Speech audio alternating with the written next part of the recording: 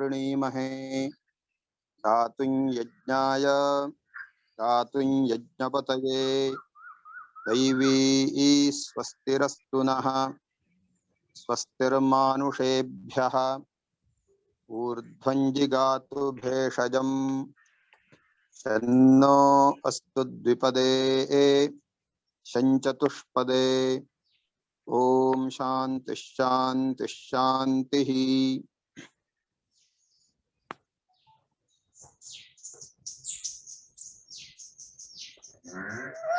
नमः सर्वेभ्यः।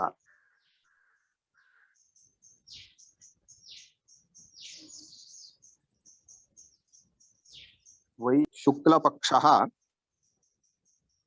अनेकेषां महात्मनां स्मरणदिनम्। ಅನೇಕ ಮಹಾತ್ಮರುಗಳು ವೈಶಾಖ ಶುಕ್ಲ ಪಕ್ಷದಲ್ಲಿ ಜನ್ಮವನ್ನ ಪಡೆದಿದ್ದಾರೆ.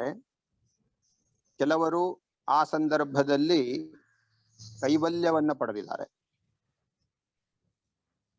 ಹಾಗಾಗಿ ಅಂತಹ ಮಹಾತ್ಮರುಗಳ ಕೊಡುಗೆ ಸಂಸ್ಕೃತಕ್ಕೆ ಮತ್ತು ಭಾರತೀಯ ಸಂಸ್ಕೃತಿಗೆ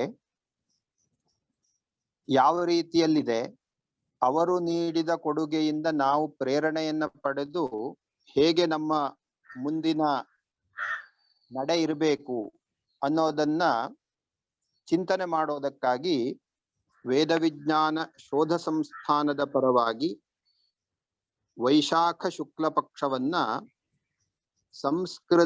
ಸಂಸ್ಕೃತಿ ಪಕ್ಷವಾಗಿ ಆಚರಣೆಯನ್ನ ಮಾಡಿತ್ತು. ಇವತ್ತು ವೈಶಾಖ ಪೂರ್ಣಿಮೆ, ಬುದ್ಧ ಜಯಂತಿ ಅಂತ ಹೇಳಿ ಬೌದ್ಧ ಧರ್ಮದ ಪರಂಪರೆಯನ್ನ ಯಾರು ಪಾಲನೆ ಮಾಡ್ತಾರೋ ಅವರು ಅತ್ಯಂತ ಶ್ರದ್ಧಾಭಕ್ತಿಯಿಂದ ಇದನ್ನ ಆಚರಣೆ ಮಾಡ್ತಾರೆ. ಬಸವ ಜಯಂತಿಯಿಂದ ಆರಂಭವಾಗಿ ಅದರ ನಂತರ ಶಂಕರ ರಾಮಾನುಜ ಜಯಂತಿ, ಅದಾದ ಮೇಲೆ ಏಕಾದಶಿಯಂದು ಸದಾಶಿವ ಬ್ರಹ್ಮೇಂದ್ರ ಆರಾಧನಾ ದಿನ, ಹಾಗೆ ಇವತ್ತು ಬುದ್ಧ ಪೂರ್ಣಿಮೆ. ಅದೇ ರೀತಿ ಏಕಾದಶಿಯ ದಿನ ಕೆಲವು ಪರಂಪರೆಯಲ್ಲಿ ವ್ಯಾಸ ಜಯಂತಿಯನ್ನು ಆಚರಣೆ ಮಾಡುವ ಕ್ರಮವೂ ಕೂಡ ಇದೆ. ಯದ್ಯಪಿ ನಾವು ಆಷಾಢ ಪೂರ್ಣಿಮೆ ಎಂದು ಗುರು ಪೂರ್ಣಿಮೆ ಅಂತ ಆಚರಣೆ ಮಾಡ್ತೀವಿ, ಕೆಲವು ಸಂಪ್ರದಾಯದಲ್ಲಿ ಏಕಾದಶಿಯಂದು ವ್ಯಾಸ ಜಯಂತಿಯನ್ನು ಆಚರಣೆ ಮಾಡುವಂತಹ ಕ್ರಮವೂ ಇದೆ. ಹೀಗೆ ಅನೇಕ ಮಹಾತ್ಮರುಗಳು ಈ ಪಕ್ಷದಲ್ಲಿ ನಮಗೆ ಪ್ರೇರಣೆಯನ್ನ ನೀಡ್ತಾರೆ.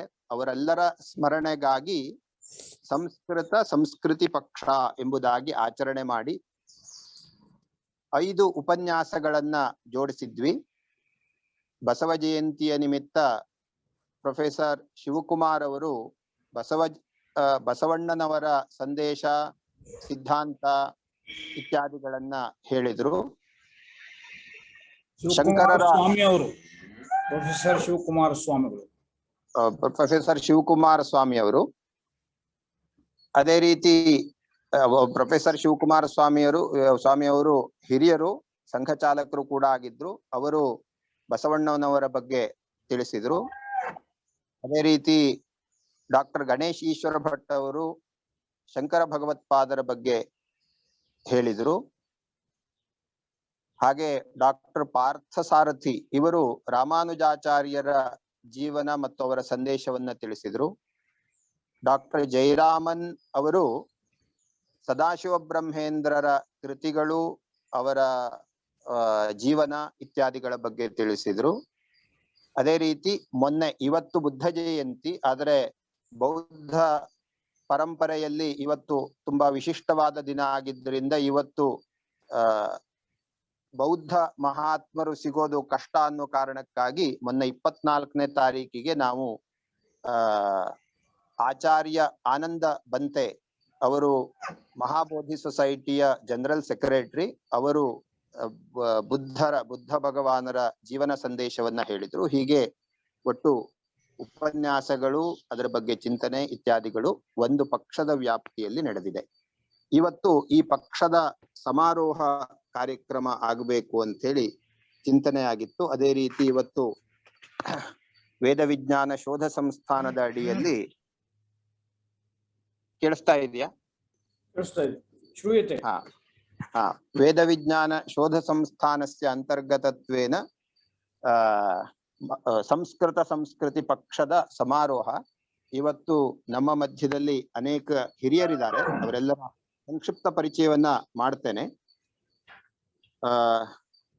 ಪ್ರೊಫೆಸರ್ ರಾಮಚಂದ್ರ ಭಟ್ ಕೋಟೆಮನೆ ಇವರು ಆಚಾರ್ಯರು, ವೇದ ವಿಜ್ಞಾನ ಶೋಧ ಸಂಸ್ಥಾನದ ಅಧ್ಯಕ್ಷರು ಹೌದು.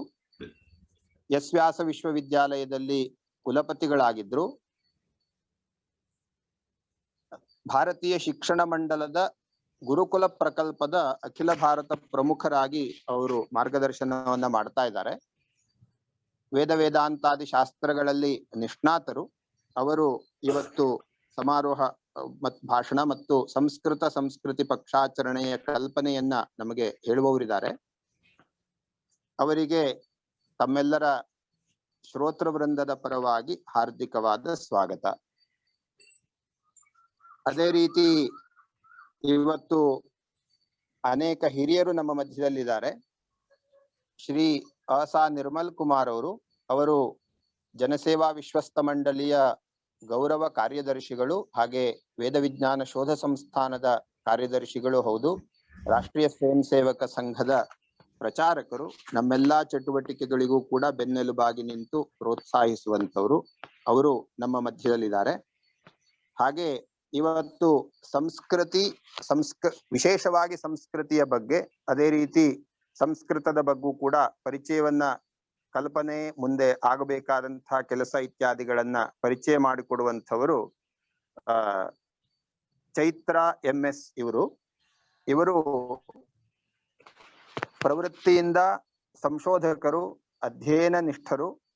ವಿಶೇಷವಾಗಿ ಅಧ್ಯಯನ ನಿರತರ ತಂಡವನ್ನ ತಯಾರು ಮಾಡೋದ್ರಲ್ಲಿ, ಸಂಶೋಧಕರ ತಂಡವನ್ನ ತಯಾರು ಮಾಡೋದ್ರಲ್ಲಿ ವಿಶೇಷವಾದ ಆಸಕ್ತಿಯನ್ನ ಹೊಂದಿ ಆರೋಹಿ ಅಂತ ಸಂಸ್ಥೆಯನ್ನ ಹುಟ್ಟುಹಾಕಿ ಅಲ್ಲಿ ಅನೇಕ ಸಂಶೋಧಕರನ್ನ, ಅಧ್ಯಯನ ನಿಷ್ಠರನ್ನ ನಿತ್ಯ ತಯಾರು ಮಾಡೋದ್ರಲ್ಲಿ ಬದ್ಧಾದರಾಗಿದ್ದಾರೆ. ಅದೇ ರೀತಿ ವಿಶೇಷವಾಗಿ ಅವರು ಕೂಡ ಸ್ವತಃ ಸಂಶೋಧಕರು, ಮಾರ್ಗದರ್ಶಕರು ಹೌದು. ವರ್ತಮಾನದಲ್ಲಿ ಅವರು ಸೆಸ್ ನಲ್ಲಿ ಇಂಡಿಯಾ ಸ್ಟಡೀಸ್ ವಿಭಾಗದ ಪ್ರಮುಖರಾಗಿ ಅವರು ಅನೇಕರಿಗೆ ಮಾರ್ಗದರ್ಶನವನ್ನ ಮಾಡ್ತಾ ಇದ್ದಾರೆ. ಅವರಿಗೂ ಕೂಡ ನಮ್ಮೆಲ್ಲ ಶ್ರೋತೃ ವೃಂದದ ಪರವಾಗಿ ಹಾರ್ದಿಕವಾದ ಸ್ವಾಗತ. ಅದೇ ರೀತಿ ರಾಷ್ಟ್ರೀಯ ಸ್ವಯಂ ಸೇವಕ ಸಂಘದ ಪ್ರಚಾರಕರು, ಕ್ಷೇತ್ರೀಯ ಪ್ರಚಾರಕರಾಗಿ ನಮಗೆಲ್ಲರಿಗೂ ಮಾರ್ಗದರ್ಶನ ಮಾಡ್ತಾ ಇರುವಂತವರು, ಹಾಗೆ ಗುರುಕುಲದ ಕೇಂದ್ರೀಯ ಸಮಿತಿಯಲ್ಲಿರುವಂತವರು ಶ್ರೀ ಸುಧೀರ್ ಜಿ ಅವರು ನಮ್ಮ ಜೊತೆಗಿದ್ದಾರೆ. ಅದೇ ರೀತಿ ಅನೇಕ ಹಿರಿಯ ವಿದ್ಯಾರ್ಥಿಗಳು, ಜಿಜ್ಞಾಸುಗಳು, ವಿದ್ಯಾರ್ಥಿಗಳು ಎಲ್ಲರೂ ನಮ್ಮೊಟ್ಟಿಗಿದ್ದಾರೆ. ಅವರಿಗೆಲ್ಲರಿಗೂ ಕೂಡ ವೇದ ವಿಜ್ಞಾನ ಶೋಧ ಸಂಸ್ಥಾನದ ಪರವಾಗಿ ಹಾರ್ದಿಕವಾದ ಸ್ವಾಗತವನ್ನ ಕೋರ್ತಾ, ಈ 5 ದಿನಗಳಲ್ಲಿ 5 ವಿಶೇಷ ಉಪನ್ಯಾಸಗಳಲ್ಲಿ ಏನೇನು ವಿಷಯಗಳನ್ನ ಹೇಳಿದ್ದಾರೆ ಅನ್ನೋದನ್ನ ಸಂಕ್ಷಿಪ್ತವಾಗಿ ನಿರೂಪಣೆ ಮಾಡಬೇಕು ಅಂತ ಹೇಳಿ ಶೋಧ ಸಂಸ್ಥಾನದ ಉಪನಿರ್ದೇಶಕರಾದಂತಹ ಡಾಕ್ಟರ್ ತಿಲಕ್ ರಾವ್ ಅವರಲ್ಲಿ ಕೇಳ್ಕೊಳ್ತೇನೆ. ನಮಸ್ತೆ. ಈಗಾಗಲೇ ಡಾಕ್ಟರ್ ಮಹಾಬಲೇಶ್ವರ ಭಟ್, ವೇದ ವಿಜ್ಞಾನ ಶೋಧ ಸಂಸ್ಥಾನದ ನಿರ್ದೇಶಕರು ಹಾಗೂ ವೇದ ವಿಜ್ಞಾನ ಗುರುಕುಲದ ಪ್ರಾಚಾರ್ಯರು ಹೇಳಿದಂತೆ, ಈ ಪಕ್ಷ ಭಾರತೀಯ ಸಂಸ್ಕೃತಿಗೆ ಕೊಡುಗೆಯನ್ನ ಕೊಟ್ಟಂತಹ ಅನೇಕ ಮಹಾತ್ಮರನ್ನ ನೆನಪಿಸಿಕೊಳ್ಳುವಂತಹ ಪಕ್ಷವಾಗಿದೆ. ಈ ಪಕ್ಷದ ಉದ್ಘಾಟನೆ ಈ ತಿಂಗಳ 16ನೇ ತಾರೀಕಿನಂದು ಆಯಿತು. ಉದ್ಘಾಟನೆಯನ್ನ ಮಾಡಿದಂತಹ ಶೋಧ ಸಂಸ್ಥಾನದ ಅಧ್ಯಕ್ಷರಾದಂತಹ ಮತ್ತು ಈ ಪರಿಕಲ್ಪನೆಯನ್ನ ಕೊಟ್ಟಂತಹ ಡಾಕ್ಟರ್ ರಾಮಚಂದ್ರ ಭಟ್ರವರು ಈ ಇಡೀ ಪಕ್ಷ ಭಾರತೀಯ ಪರಂಪರೆಯನ್ನ ನೆನಪಿಸಿಕೊಳ್ಳುವಂತಹ ಮತ್ತು ಈ ಪರಂಪರೆಯನ್ನ ಸಮೃದ್ಧಗೊಳಿಸಿದಂತಹ ಮಹಾತ್ಮರನ್ನ ಪರಿಚಯ ಮಾಡಿಕೊಳ್ಳುವಂತಹ ಪಕ್ಷವಾಗಿಸಬೇಕು ಅಂತ ತಿಳಿಸಿದ್ರು. ಅದೇ ದಿನ ಪ್ರೊಫೆಸರ್ ಶಿವಕುಮಾರ ಸ್ವಾಮಿಗಳು ಬಸವೇಶ್ವರರ ಜೀವನ ಮತ್ತು ಸಂದೇಶವನ್ನ ಸಂಕ್ಷಿಪ್ತವಾಗಿ ನಿರೂಪಿಸಿದ್ರು.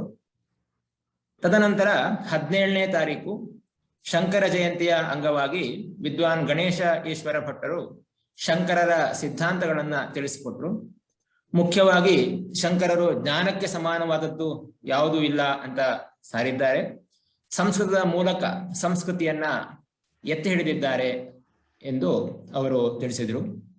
ಮುಂದೆ 22ನೇ ತಾರೀಕಿನಂದು ಸದಾಶಿವ ಬ್ರಹ್ಮೇಂದ್ರರ ಸ್ಮರಣೆಯ ಅಂಗವಾಗಿ ಡಾಕ್ಟರ್ ಎಂ ಜಯರಾಮನ್ ರವರು ಸದಾಶಿವ ಬ್ರಹ್ಮೇಂದ್ರರ ಜೀವನದ ಘಟನೆಗಳನ್ನ ವಿವರಿಸುವುದರ ಮೂಲಕ ಚಿತ್ತವನ್ನ ಬಲಪಡಿಸಿಕೊಳ್ಬೇಕು ಅಂತ ಹೇಳಿ ಅದಕ್ಕೂ ಮತ್ತು ಯೋಗ ಸೂತ್ರಕ್ಕೂ ಇರುವ ಸಂಬಂಧವನ್ನ ತುಂಬಾ ಸುಂದರವಾಗಿ ನಿರೂಪಿಸಿದರು. ಮುಂದೆ 23ನೇ ತಾರೀಕಿನಂದು ರಾಮಾನುಜ ಜಯಂತಿಯ ಅಂಗವಾಗಿ ಡಾಕ್ಟರ್ ಶ್ರೀನಿಧಿ ಕೆ ಪಾರ್ಥಸಾರಥಿಯವರು ರಾಮಾನುಜರ ಜೀವನದ ಬಗ್ಗೆ ತಿಳಿಸಿಕೊಟ್ರು.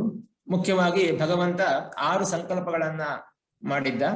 ಶಾಸ್ತ್ರಾರ್ಥ ಸಂರಕ್ಷಣೆ ಮತ್ತು ಆಳ್ವಾರರ ಮೂಲಕ ಭಕ್ತಿ ಮಾರ್ಗದ ಪ್ರಚಾರ, ರಹಸ್ಯತ್ರಯ, ಶರಣಾಗತಿ, 108 ದಿವ್ಯ ದೇಶಗಳು ಮತ್ತು ಈ ಸಂದೇಶವನ್ನ ಕಳಿಸ್ಲಿಕ್ಕೆ ಆಚಾರ್ಯರನ್ನ ಭೂಮಿಗೆ ಕಳಿಸ್ಬೇಕು. ಈ 6 ಸಂಕಲ್ಪಗಳು ಭಗವಂತನ ಮೂಲಕ ನೆರವೇರಿದು ಅಂತ ಅವರು ತಿಳಿಸಿದ್ರು.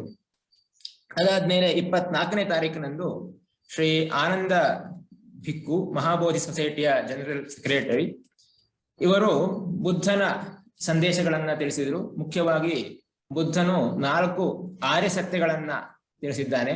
ದುಃಖ, ದುಃಖ ಕಾರಣ, ದುಃಖದ ಅಂತ್ಯ ಮತ್ತು ಅಂತ್ಯಕ್ಕೆ, ದುಃಖದ ಅಂತ್ಯಕ್ಕೆ ಮಾರ್ಗ. ಹೀಗೆ ಈ 4 ಆರ್ಯ ಸತ್ಯಗಳು. ಅದೇ ರೀತಿ ಪಂಚಶೀಲಗಳು ಉಪಾಸಕ ಉಪಾಸಕರಿಗೆ, ಯಾರು ಗೃಹಸ್ಥಾಶ್ರಮದಲ್ಲಿರ್ತಾರೆ, ಮತ್ತು ಭಿಕ್ಷುಕ ಭಿಕ್ಷುಣಿಯರಿಗೆ ಪಂಚಶೀಲಗಳನ್ನ ಬೋಧಿಸಿದ್ದಾನೆ. ಅದೇ ರೀತಿ ಯಾವ ರೀತಿ ಆಚರಣೆಗಳು ಬೌದ್ಧರ ಪರಂಪರೆಯಲ್ಲಿ ಯಾವ ರೀತಿ ಆಚರಣೆಗಳಿದೆ ಇದನ್ನ ತುಂಬಾ ಸುಂದರವಾಗಿ ಅವರು ಬುದ್ಧ ಜಯಂತಿಯ ನಿಮಿತ್ತವಾಗಿ, ಇವತ್ತು ಬುದ್ಧ ಜಯಂತಿ ತನ್ನ ನಿಮಿತ್ತವಾಗಿ ಮೊನ್ನೆ ತಿಳಿಸಿಕೊಟ್ರು. ಹೀಗೆ ಭಾರತೀಯ ಸಂಸ್ಕೃತಿಗೆ ಕೊಡುಗೆಯನ್ನ ನೀಡಿದಂತಹ ಅನೇಕ ವ್ಯಕ್ತಿಗಳನ್ನ ನೆನಪಿಸಿಕೊಳ್ಳುವಂತಹ, ಅವರ ಜೀವನದ ಸಂದೇಶವನ್ನ ತಿಳಿದುಕೊಳ್ಳುವಂತಹ ಪ್ರಯತ್ನವನ್ನ ಈ ಪಕ್ಷದಲ್ಲಿ ಮಾಡಲಾಗಿದೆ. ಈ ಹಿನ್ನೆಲೆಯಲ್ಲಿ ಕೆಲವು ಮಾತುಗಳನ್ನ ಆಡಬೇಕಾಗಿ ಶ್ರೀ ಚೈತ್ರರವರಲ್ಲಿ ಕೇಳ್ಕೊಳ್ತೇನೆ. ಅವರು ವೇದ ವಿಜ್ಞಾನ ಶೋಧ ಸಂಸ್ಥಾನದ ಅಕಾಡೆಮಿಕ್ ಕೌನ್ಸಿಲ್ ಅಲ್ಲೂ ಕೂಡ ಇದ್ದಾರೆ. ಅದೇ ರೀತಿ ಸಂಸ್ಕೃತಿಯ ಬಗ್ಗೆ ವಿಶೇಷವಾಗಿ ಸಂಶೋಧನೆಯನ್ನು ಮಾಡ್ತಾ ಇದ್ದಾರೆ. ಹಾಗೆ ಅವರು ಈ ಹಿನ್ನೆಲೆಯಲ್ಲಿ ಕೆಲವು ಮಾತುಗಳನ್ನು ಆಡಬೇಕಾಗಿ ಕೇಳ್ಕೊಳ್ತೇನೆ. ಎಲ್ರಿಗೂ ನಮಸ್ಕಾರ. ಆಚಾರ್ಯ ರಾಮಚಂದ್ರ ಭಟ್ರು ಇದ್ದಾರೆ, ಮಹಾಬಲ ತಿಲಕ ಎಲ್ಲ ಇದ್ದಾರೆ, ಹಿರಿಯರಾದ ಸುಧೀರ್ ಜಿ ಅವರು, ನಿರ್ಮಲ್ ಜಿ ಅವರು ಇದ್ದಾರೆ. ಇಲ್ಲಿ ನನಗೆ ಹೇಳಕ್ಕೆ ತುಂಬಾ ವಿಷಯ ಇದೆ ಅಂತ ನಾನು ಹೇಳಿದ್ದಾರೆ. ಆದ್ರೆ ನಾನೊಬ್ಬ ಒಬ್ಬ ನೈಸರ್ಗಿಕ ವಿಜ್ಞಾನಗಳನ್ನ ಕಲಿತು ಭಾರತೀಯ ಪರಂಪರೆ ಕುರಿತು ನಾವು ಯಾಕೆ ಆಲೋಚನೆ ಮಾಡ್ಬೇಕು, ಹೇಗೆ ಆಲೋಚನೆ ಮಾಡ್ಬೇಕು ಅನ್ನೋದ್ರ ವಿಷಯಗಳ ಕುರಿತು ಅಟ್ಲೀಸ್ಟ್ 1 ದಶಕದಿಂದ ನಾನು ಅದ್ರ ಬಗ್ಗೆ ತಲೆ ಕೆಡಿಸ್ಕೊಂಡಿರೋದ್ರಿಂದ ಈ ವಿಷಯದ ಬಗ್ಗೆ ನನಗೆ ಏನ್ ಅನ್ಸುತ್ತೆ ಅನ್ನೋ ಕೆಲವು ಅಭಿಪ್ರಾಯಗಳನ್ನ ನಿಮ್ ಜೊತೆ ಹಂಚ್ಕೊಳ್ತೀನಿ. ಇದರಿಂದ ನಾವೆಲ್ಲರೂ ಒಟ್ಟಿಗೆ ಸೇರಿ ಮುಂದೆ ನಾವ್ ಏನ್ ಮಾಡ್ಬೇಕು ಅನ್ನೋದ್ರ ಕುರಿತು ಆಲೋಚನೆ ಮಾಡೋದಕ್ಕೆ ಪೂರಕ ಆಗಬಹುದೇನೋ ಅನ್ನೋದು ನನ್ನ ಆಶಯ. ಸೊ ಇದನ್ನ ಪ್ರಾರಂಭ ಮಾಡ್ಬೇಕಾದ್ರೆ, ಇದಕ್ಕೊಂದು ಈ ಪಕ್ಷದ ಪ್ರಾರಂಭ ಮಾಡ್ಬೇಕಾದ್ರೆ ಕೆಲವು ದಿನಗಳ ಹಿಂದೆ ಆಚಾರ್ಯರು ಮುಂದಿನ ಫೋನ್ ಮಾಡಿದ್ರು ನನಗೆ. ಫೋನ್ ಮಾಡ್ಬಿಟ್ಟು, ಈ ವೈಶಾಖ ಮಾಸ ಶುಕ್ಲ ಪಕ್ಷದಲ್ಲಿ ಎಂತ ವಿಶೇಷವಾದ ವಿಚಾರ ಇದೆ, ಎಂತ ಮಹಾಮಹಿಮರು ಒಂದೋ ಇಲ್ಲಿ ಜನಿಸಿದ್ದಾರೆ ಈ ಕಾಲಘಟ್ಟದಲ್ಲಿ, ಇಲ್ಲ ಅವರಿಗೆ ಕೈವಲ್ಯ ಪ್ರಾಪ್ತಿಯಾಗಿರುವಂತ ಕಾಲಘಟ್ಟ. ಇದಕ್ಕೂ ನಮ್ಮ ಒಟ್ಟು ಭಾರತೀಯ ಚಿಂತನೆಗಳ ಕುರಿತು ನಾವು ಪುನಃ ನಮ್ಮ ಪರಂಪರೆಯನ್ನ ಸ್ಮರಿಸಿ ನಾವು ಯಾವ ರೀತಿ ಜ್ಞಾನ ಮಾರ್ಗದಲ್ಲಿ ಮುಂದೆ ಹೋಗ್ಬೇಕು, ಯಾವ ರೀತಿ ಆನಂದಕ್ಕೆ ಪಾತ್ರರಾಗ್ಬೇಕು ಜಗತ್ತಲ್ಲಿ ಅನ್ನೋದನ್ನ ಯೋಚನೆ ಮಾಡೋದಕ್ಕೆ ಇದೊಂದು ಬಹಳ ವಿಶೇಷವಾದ ಸಾಧ್ಯತೆಯಾಗಿ ಕಾಣುತ್ತೆ ಅಲ್ವೇ ಅಂತ. ಹೀಗೆ ಅಂದ್ರೆ ಲೋಕಾಭಿರಾಮ ನನಗೂ ಆಚಾರ್ಯರಿಗೂ ಆಗಾಗ ಹರಟೆ ನಡೀತಾ ಇರುತ್ತೆ. ಅದರ ಭಾಗವಾಗಿ ಅವ್ರು ನನಗೊಂದು ಪ್ರಸ್ತಾಪನೆ ಇಟ್ಟರು. ಆ ಪ್ರಸ್ತಾಪ ಕೇಳಿದ ತಕ್ಷಣ ನನ್ಗೆ ಏನ್ ಅನ್ನಿಸ್ತು ಅಂದ್ರೆ, ಇದೊಂದು ಬಹಳ ಗಂಭೀರವಾದ ವಿಷಯ. ಇದು ಯಾವುದೋ ಅಂದ್ರೆ ನಾವೊಂದು ಯೋಗ ದಿವಸ, ಮತ್ತೊಂದು ದಿವಸ ಇತ್ಯಾದಿ ನಮ್ಮ ಬಗ್ಗೆ ನಾವು ಜಗತ್ತಿಗೆ ನಮ್ಮ ಬಗ್ಗೆ ತಿಳಿಸ್ಕೊಡೋದು, ಮಾತಾಡೋದಕ್ಕಿಂತ ಸ್ವಲ್ಪ ವಿಭಿನ್ನವಾಗಿ. ಯಾಕೆಂದ್ರೆ ನಮ್ಮ ಪರಂಪರೆಯಲ್ಲಿ ಪಕ್ಷ ಅನ್ನೋದಿದೆಯಲ್ಲ, ಪಕ್ಷಕ್ಕೂ ನಮ್ಮ ಗತಕ್ಕೂ ಒಂದು ಸಂಬಂಧ ಇದೆ. ಉದಾಹರಣೆಗೆ ನಾವು ಪಿತೃಪಕ್ಷ ಅಂತ 15 ದಿನಗಳ ಕಾಲ ಆಚರಣೆ ಮಾಡೋದು.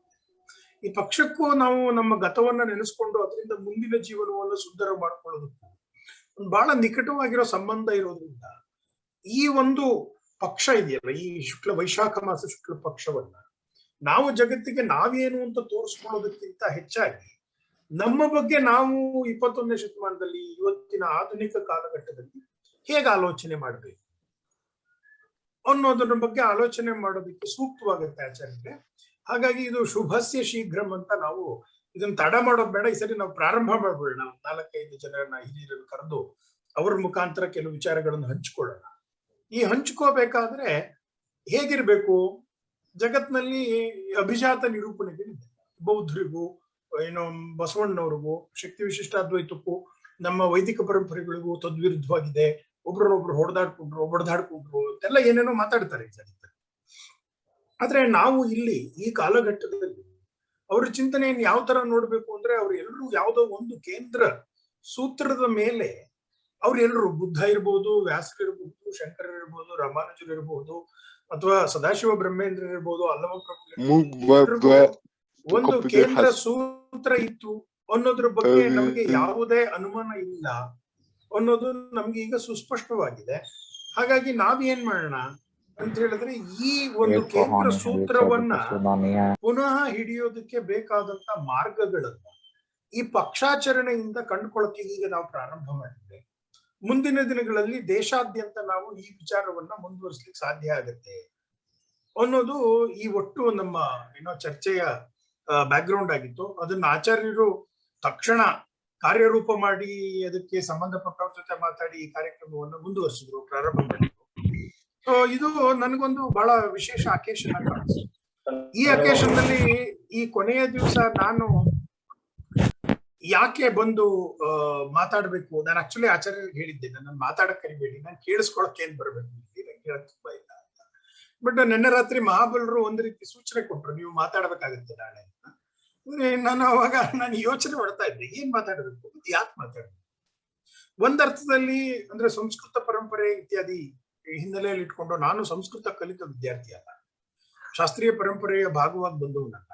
ಹಾಗಾಗಿ ಒಂದರ್ಥದಲ್ಲಿ ನನಗೆ ಈ ಸಭೆಯಲ್ಲಿ ಹೇಳಕ್ಕೆ ಏನಾದ್ರು ಇದೆಯಾ ಅನ್ನೋದೊಂದು ಪ್ರಶ್ನೆ ಬಂದ್ರೆ, ಇನ್ನೊಂದರ್ಥದಲ್ಲಿ ಈ ಸಂಸ್ಕೃತಿಯ ವಾರಸುದಾರನಾಗಿ ನನಗಿಲ್ಲಿ ಹೇಳಕ್ ಕೆಲಸ ಇದೆ.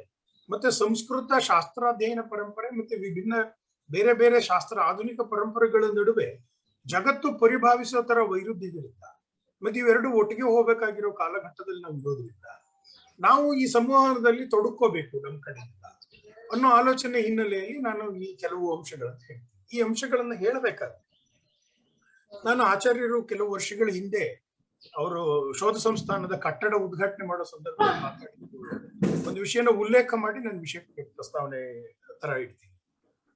ಆಚಾರ್ಯರು ಒಂದು ಬಹಳ ವಿಚಿತ್ರವಾದ ಮಾತು ಹೇಳಿದ್ರು. ಮೊದಲನೇ ಸರಿ ನಮ್ಗೆ ಬಹುಶಃ 2012 ಅಂತ ಕಾಣುತ್ತೆ, ಶಂಕುಸ್ಥಾಪನೆ ನಡೀತಿರೋ ಕಾಲದಲ್ಲಿ ತುಂಬಾ ದೊಡ್ಡ ದೊಡ್ಡ ಜನ ಮಾತಾಡ್ತಿದ್ರು. ಅವಾಗ ರಾಮಚಂದ್ರ ಭಟ್ರು ಏನ್ ಹೇಳಿದ್ರು, ಈ ಸಂಸ್ಕೃತ ಪರಂಪರೆಯಲ್ಲಿ ಜ್ಞಾನ ಅನ್ನೋದಿದೆ. ನಮ್ಮ ಪರಂಪರೆ ಜ್ಞಾನಕ್ಕೋಸ್ಕರ ಮುಡುಪಾಗಿಟ್ಟಂತ ಪರಂಪರೆ. ಈ ಜ್ಞಾನದ ಅನರ್ಘ್ಯ ರತ್ನಗಳು, ಅಲಂಕೃತ ಸುಂದರವಾದಂತ ಚಿನ್ನದ ಆಭರಣಗಳು, ವಜ್ರ ವೈಡೂರ್ಯಗಳ ಸ್ವರೂಪದಲ್ಲಿ ಈ ಜ್ಞಾನ ನಮ್ಮ ಜಗತ್ತಲ್ಲಿ ಇದೆ.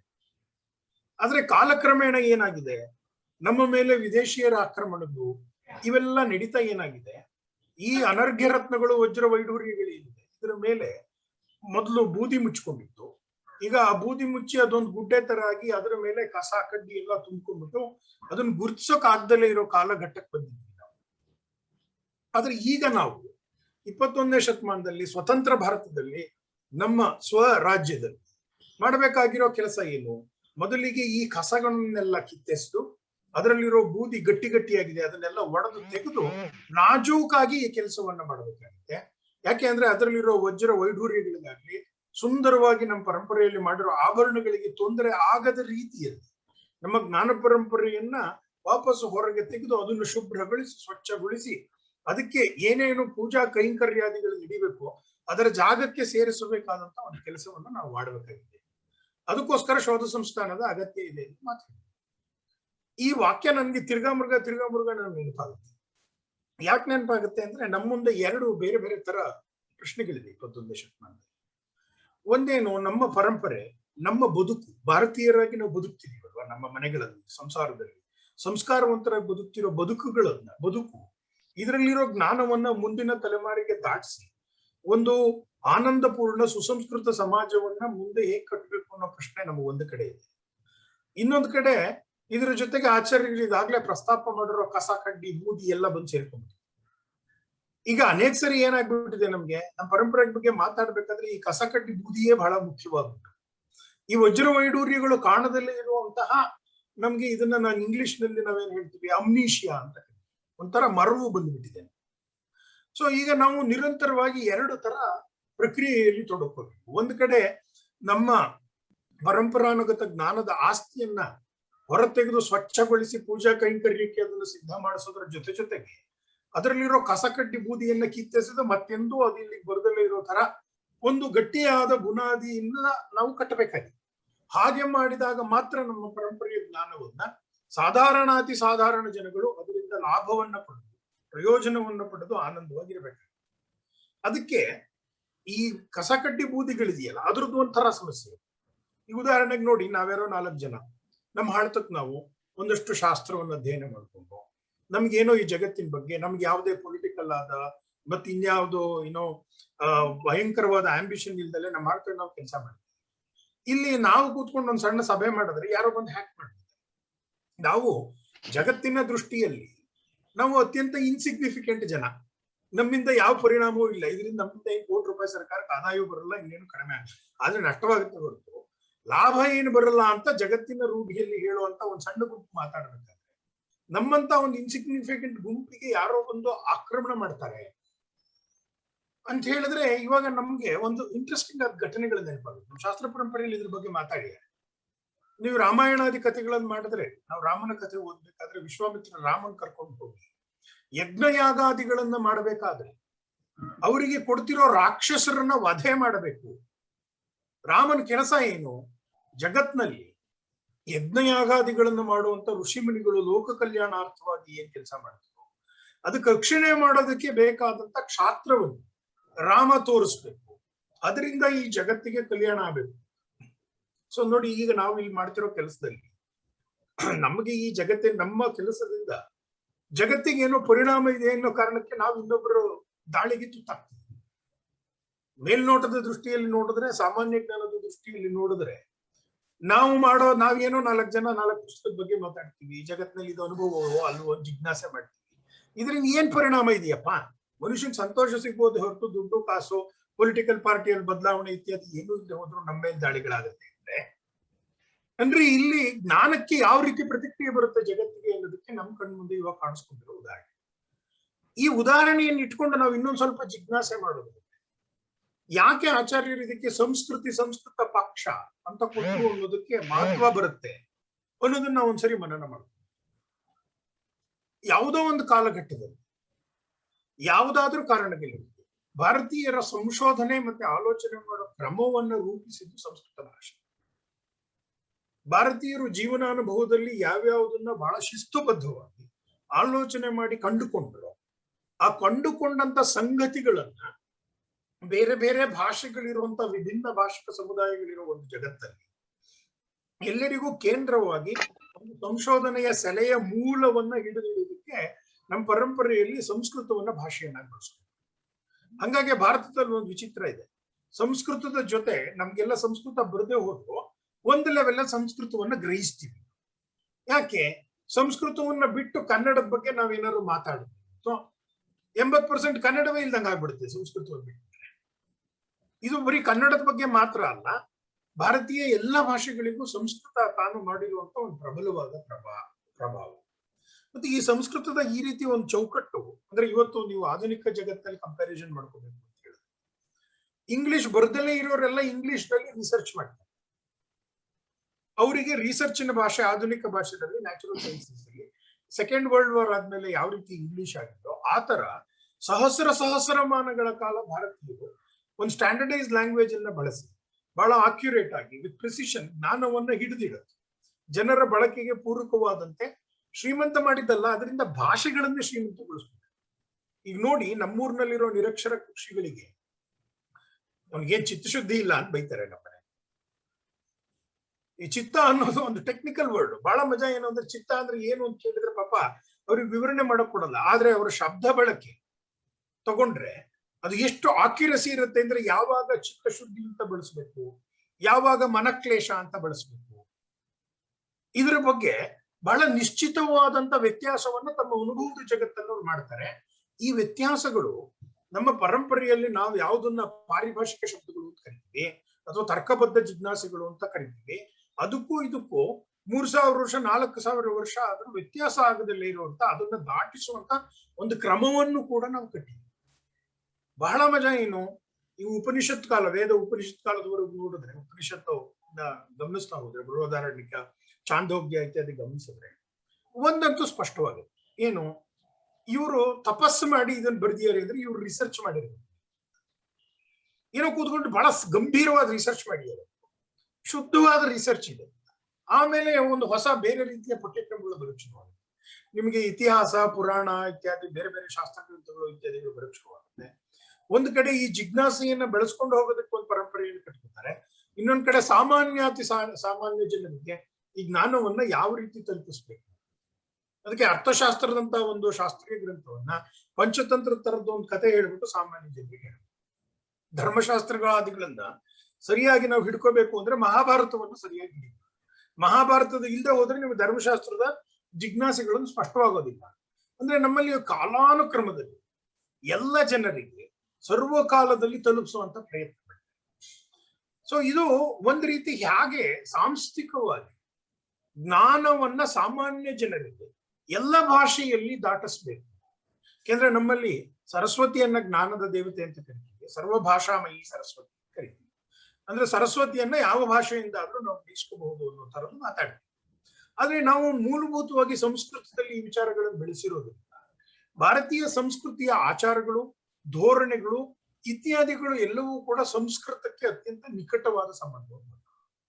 ಇದು ಮೊದಲನೇ ಭಾಗ. ಎರಡನೇ ಭಾಗ ಏನು, ನಾವು ಹೇಳಿ ಕೇಳಿ ನಮ್ಮ ಜೀವನವನ್ನು ಒಂದ್ಸರಿ ಗಮನಿಸ್ಕೊಂಡ್ರೆ, ಪಶ್ಚಿಮದವ್ರ ಜೊತೆ ನಮ್ಮನ್ನ ನಾವು ತುಲನೆ ಮಾಡ್ಕೊಂಡ್ರೆ, ನಾವು ಕ್ರಿಯಾಜ್ಞಾನ ಆಧಾರಿತ ಸಮಾಜವಾಗಿ ನಮ್ಮನ್ನು ಕಾಣಿಸ್ತೀವಿ. ನಾವು ಕಲಿಯೋದು ಹೇಗೆ, ಗುರು ಹಿರಿಯರು ಹೇಳಿದ್ದನ್ನು ಕೇಳ್ತೀವಿ, ನೋಡಿ ಮಾಡಿ ಕಲಿಯೋದು, ಪ್ರಾಕ್ಟಿಕಲ್ ಲರ್ನಿಂಗ್ ಅನ್ನೋದು ನಮ್ಮ ಒಂದು ಕ್ರಿಯಾಜ್ಞಾನವೇ. ನಮ್ಗೆ ಇಲ್ಲದೆ ಹೋದ್ರೆ ನಮ್ಗೆ ಜ್ಞಾನದ ಪರಿಕಲ್ಪನೆ ಇತ್ಯಾದಿ ಮಾಡೋದು ಕಷ್ಟ. ಜ್ಞಾನ ಶ್ರೇಷ್ಠ, ಜಿಜ್ಞಾಸೆ ಮುಂದಕ್ಕೆ ಹೋಗೋದೆಲ್ಲ ಕರೆಕ್ಟ್, ಆದ್ರೆ ಅಲ್ಲಿಗೆ ಪ್ರವೇಶ ಮಾಡ್ಬೇಕಾದ್ರೆ ಕ್ರಿಯೆ ಇಲ್ಲ ಅಂದ್ರೆ ನಾವು ಮುಂದಕ್ಕೆ ಹೋಗ್ಬೇಕಾಗುತ್ತೆ. ಸೊ ಬಹಳ ಇಂಪಾರ್ಟೆಂಟ್ ಏನು ಅಂತ ಹೇಳಿದ್ರೆ, ನಮ್ಮಲ್ಲಿ ಬೆಳೆದಂತ ಬೇರೆ ಬೇರೆ ಶಾಸ್ತ್ರ ಪರಂಪರೆ, ಶಾಸ್ತ್ರದ ನಂತರ ಸಾಮಾನ್ಯರಿಗೆ ಸಂಸ್ಕೃತದಲ್ಲಿ ಇತಿಹಾಸ, ಪುರಾಣಾದಿ ಪರಂಪರೆಗಳನ್ನು ಕಟ್ಟಿದ್ರು.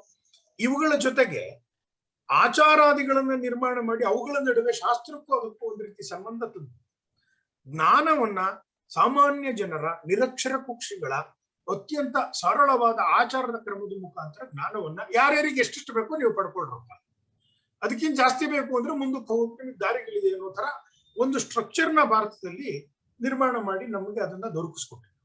ಇದು ಒಟ್ಟು ನಮ್ಮ ಶಾಸ್ತ್ರ ಪರಂಪರೆ, ಅದರಲ್ಲಿರೋ ಪುಸ್ತಕಗಳು, ಭಾಷೆ, ಇವುಗಳನ್ನೆಲ್ಲ ನೋಡಿದರೆ ಇದು ನಮ್ಮ ಪರಂಪರೆಯ ಒಂದು ಚಿತ್ರಣ ಸರಿ. ಇದಷ್ಟರ ಮೂಲ ಸಂಸ್ಕೃತವನ್ನ ಬಿಟ್ಟು ನಾವು ಇದನ್ನ ಮಾತಾಡ್ತಾರೆ. ಮತ್ತೆ ಇದರಿಂದ ನಾವು ಇವತ್ತಿನ ಜೀವನದ ಬಗ್ಗೆ, ಹೇಗೆ ಕನ್ನಡ ಮಾತಾಡೋರು, ತಮಿಳ್ ಮಾತಾಡೋರು ಕೂಡ ಚಿತ್ತಶುದ್ಧಿ, ಮನಕ್ಲೇಶ, ಪ್ರಕೃತಿ, ಕಫ, ಪಿತ್ತ, ವಾತಗಳು, ಶೀತ, ಉಷ್ಣಗಳು ಎಲ್ಲ ಗೊತ್ತಾಗುತ್ತೋ, ಅವರು ಬೆಂಗಾಲಕ್ಕೆ ಹೋದ್ರು ಅರ್ಥವಾಗುತ್ತೆ, ನಿಮಗೆ ಬೆಂಗಾಲಿ ಬರ್ಬೇಕಾಗಿಲ್ಲ, ಅರ್ಥವಾಗುತ್ತೋ. ಇದು ಈ ರೀತಿ ಒಂದು ರಾಚನಿಕ ವ್ಯವಸ್ಥೆಯನ್ನ ನಿರ್ಮಾಣ ಮಾಡೋದಕ್ಕೆ ಸಂಸ್ಕೃತಕ್ಕೆ ಸಿಕ್ಕಾಪಟ್ಟೆ ದೊಡ್ಡ ಪರಂಪರೆ. ಹಾಗಾಗಿ ನಾವು ಸಂಸ್ಕೃತಿಯನ್ನ ವ್ಯತ್ಯಾಸ ಮಾಡಿ ಮಾತಾಡೋದು ಬಹಳ ಕಷ್ಟ. ಇದು ಮೊದಲನೇ ಭಾಗ. ಎರಡನೇ ಭಾಗ, ನಾವು ಇದನ್ನ ಒಂದು ಪಕ್ಷವಾಗಿ ನೋಡೋ ವಿಚಾರ ಇದೆ ಆಚಾರ್ಯ. ಇದು ಬಹಳ ಮುಖ್ಯವಾದ ವಿಷಯ. ಯಾಕೆ ಅಂದ್ರೆ, ನಮ್ಮಲ್ಲಿ ನಾನೀಗಾಗ್ಲೇ ಪ್ರಸ್ತಾಪ ಮಾಡದಂಗೆ ಕ್ರಿಯೆಯ ಮುಖಾಂತರ ಕಲಿಯುವಿಕೆ ಅನ್ನೋದು ಬಹಳ ಕೇಂದ್ರ. ಆದ್ರೆ ಕ್ರಿಯೆಯನ್ನ ಕಲಿಯೋದು ಹೇಗೆ ಅನ್ನೋ ಒಂದು ಪ್ರಶ್ನೆ ಬರುತ್ತೆ. ಬೇಕಾಬಿಟ್ಟಿ ಮಾಡಿದ್ದೆಲ್ಲ ಕ್ರಿಯೆ ಅಂತ ಅನ್ಸ್ಕೊಳಲ್ಲ ನಮ್ಮ ಪರಂಪರೆ.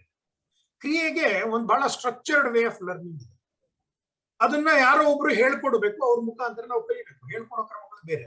ಹಾಗಾಗಿ ಗುರುಗಳಿಗೆ ಬಹಳ ಪ್ರಮುಖವಾದ ಸ್ಥಾನ ನಮ್ಮ ಪರಂಪರೆ.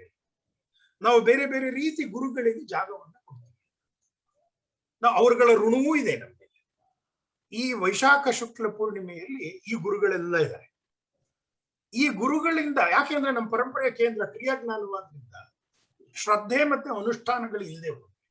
ನಮ್ಮ ಸಂಸ್ಕೃತಿ ನಮಗ್ ದಕ್ಕಲ್ಲ. ನಿಮಗೆ ಸಂಸ್ಕೃತ ಬರುತ್ತೋ ಬಿಡುತ್ತೋ, ನಾವೊಬ್ಬ ಸಭ್ಯ ಮನುಷ್ಯ ಆಗ್ಬೇಕು ಅಂತಾದ್ರೆ ಸರಿಯಾದ ಆಚಾರಗಳನ್ನು ಕಲ್ತ್ರೆ ಅರ್ಧ ಸಂಸ್ಕೃತಕ್ಕೆ ಪ್ರವೇಶ ಸಿಗುತ್ತೆ ಮೊದಲನೇ. ಅದಕ್ಕೆ ಶ್ರದ್ಧೆ ಮತ್ತೆ ಅನುಷ್ಠಾನಗಳು ಬಹಳ ಮುಖ್ಯ. ಆ ಶ್ರದ್ಧೆ ಅನುಷ್ಠಾನಗಳನ್ನು ಬರಬೇಕು ಅಂದ್ರೆ ಅದಕ್ಕೊಂದು ವ್ಯವಸ್ಥಿತ ಕ್ರಮ ಇದೆ ನಮ್ಮ ಪ್ರಪಂಚದಲ್ಲಿ. ಅದು ಗುರುಮುಖೇನವಾಗಿ ಲಭ್ಯ ಆಗ್ತದೆ. ಬೇರೆ ಬೇರೆ ತರ ಗುರುಗಳ ಬಗ್ಗೆ ನಾವು ಮಾತಾಡ್ತೀವಿ, ಗೀತೆಯಲ್ಲಿ ಚರ್ಚೆ ಬರುತ್ತೆ. ಯಾರು ನಿಮಗೆ ಗುರುವಾಗಿರ್ಬೇಕು, ನೀವು ಹೇಗೆ ಕಲಿಬೇಕು. ತದ್ವಿದ್ಯೆ ಪ್ರಣಿಪಾತೇನ ಪರಿಪ್ರಶ್ನೇನ ಸೇವೆಯ ಉಪದೇಶದಂತೆ ಜ್ಞಾನ ಜ್ಞಾನಿನ ತತ್ವದರ್ಶನ. ಜ್ಞಾನಿ ಅಂತ ಒಬ್ಬ ಇರ್ತಾರೆ, ತತ್ವದರ್ಶಿ ಅಂತ ಒಬ್ಬರಿದ್ದಾರೆ, ಹಾಗೆ ಇನ್ನೂ ಏನೇನೋ ಸ್ಥಿತ ಪ್ರಜ್ಞರು ಯಾರು, ಇತ್ಯಾದಿ ಇತ್ಯಾದಿ ಎಲ್ಲ ನಾವು ಏನೇನೋ ಚರ್ಚೆ ಮಾಡ್ತೀವಿ. ಇದ್ರ ಬಗ್ಗೆ ಬಹಳ ಗಂಭೀರವಾದ ಆಲೋಚನೆ ಮಾಡ್ತೀವಿ. ಅದನ್ನ 21ನೇ ಶತಮಾನದಲ್ಲಿ ಕೂಡ ಜ್ಞಾನ ಹೇಗೆ ಆಧುನಿಕ ವಿಜ್ಞಾನಗಳನ್ನ ನಾವು ಕಟ್ತೀವಿ ಅನ್ನೋದನ್ನ ಆಲೋಚನೆ ಮಾಡ್ತಾ ಬಂದ್ರೆ, ಇವತ್ತು ನಾವು ಸೋಷಿಯಾಲಜಿ ಸೈನ್ಸ್ ಅಂದ್ರೆ ಏನು ಅಂತ ಆಲೋಚನೆ ಅದ್ರ ಬಗ್ಗೆ ಬರೀತಿದ್ದಾರೆ ಜನ. ಅದನ್ನ ನೋಡಿದ್ರೆ ಲ್ಯಾಬೊರೇಟರೀಸ್ ಇಂಪಾರ್ಟೆಂಟ್ ಏನು, ಒಂದು ಗುಂಪಾಗಿ ಹೇಗೆ ಕೆಲಸ ಮಾಡಬೇಕು, ಅಲ್ಲಿ ಸೂಪರ್ವೈಸರ್ ಹೇಗಿರ್ಬೇಕು, ಅದರ ಎಥಿಕಲ್ ಕನ್ಸಿಡರೇಷನ್ ಅನ್ನೋ ಚರ್ಚೆ ನೋಡಿದ್ರೆ ನನ್ಗೆ ಏನು ವಿಸ್ಮಯ ಆಗತ್ತೆ ಅಂತ ಹೇಳಿದ್ರೆ, ಸಾವಿರಾರು ವರ್ಷಗಳ ಹಿಂದೆ ಇದೆಲ್ಲ ನಮ್ಮವ್ರು ಹೇಗೆ ಕಂಡುಕೊಂಡು. ನಮ್ಮ ಪಠ್ಯಗಳನ್ನು ನೋಡಿದ್ರೆ ನಮ್ಗೆ ಅವರದ್ದು ಸೂತ್ರ ಸಿಗುತ್ತೆ.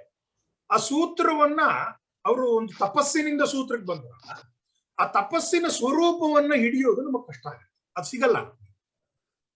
ಸೊ ನಮಗಿರೋದು ಬಹಳ ಮುಖ್ಯವಾದ ವಿಷಯ ಏನು, ಈ ತಪಸ್ಸು ಯಾವ ರೀತಿ ಮಾಡಿ ಅವ್ರು ಈ ಜ್ಞಾನವನ್ನ ಬೆಳೆಸ್ಕೊಂಡ್ರು ಅದನ್ನ ಪಡ್ಕೋಬೇಕು. ಅದು ಕೇವಲ ಭಾರತೀಯರಿಗಾಗ್ಲಿ ಅಥವಾ 4 ಜನ ಸಂಸ್ಕೃತ ಗೊತ್ತವ್ರಿಗಲ್ಲ, ಇದು ಜ್ಞಾನ ಮನುಷ್ಯರಿಗೆ ಅಂತ. ನಮ್ಮ ಆನ್ಸಿಸ್ಟರ್ಸ್ ಇದನ್ನ ಮನುಷ್ಯರಿಗೆ ಅಂತ ಕಟ್ಟಿದ್ರು.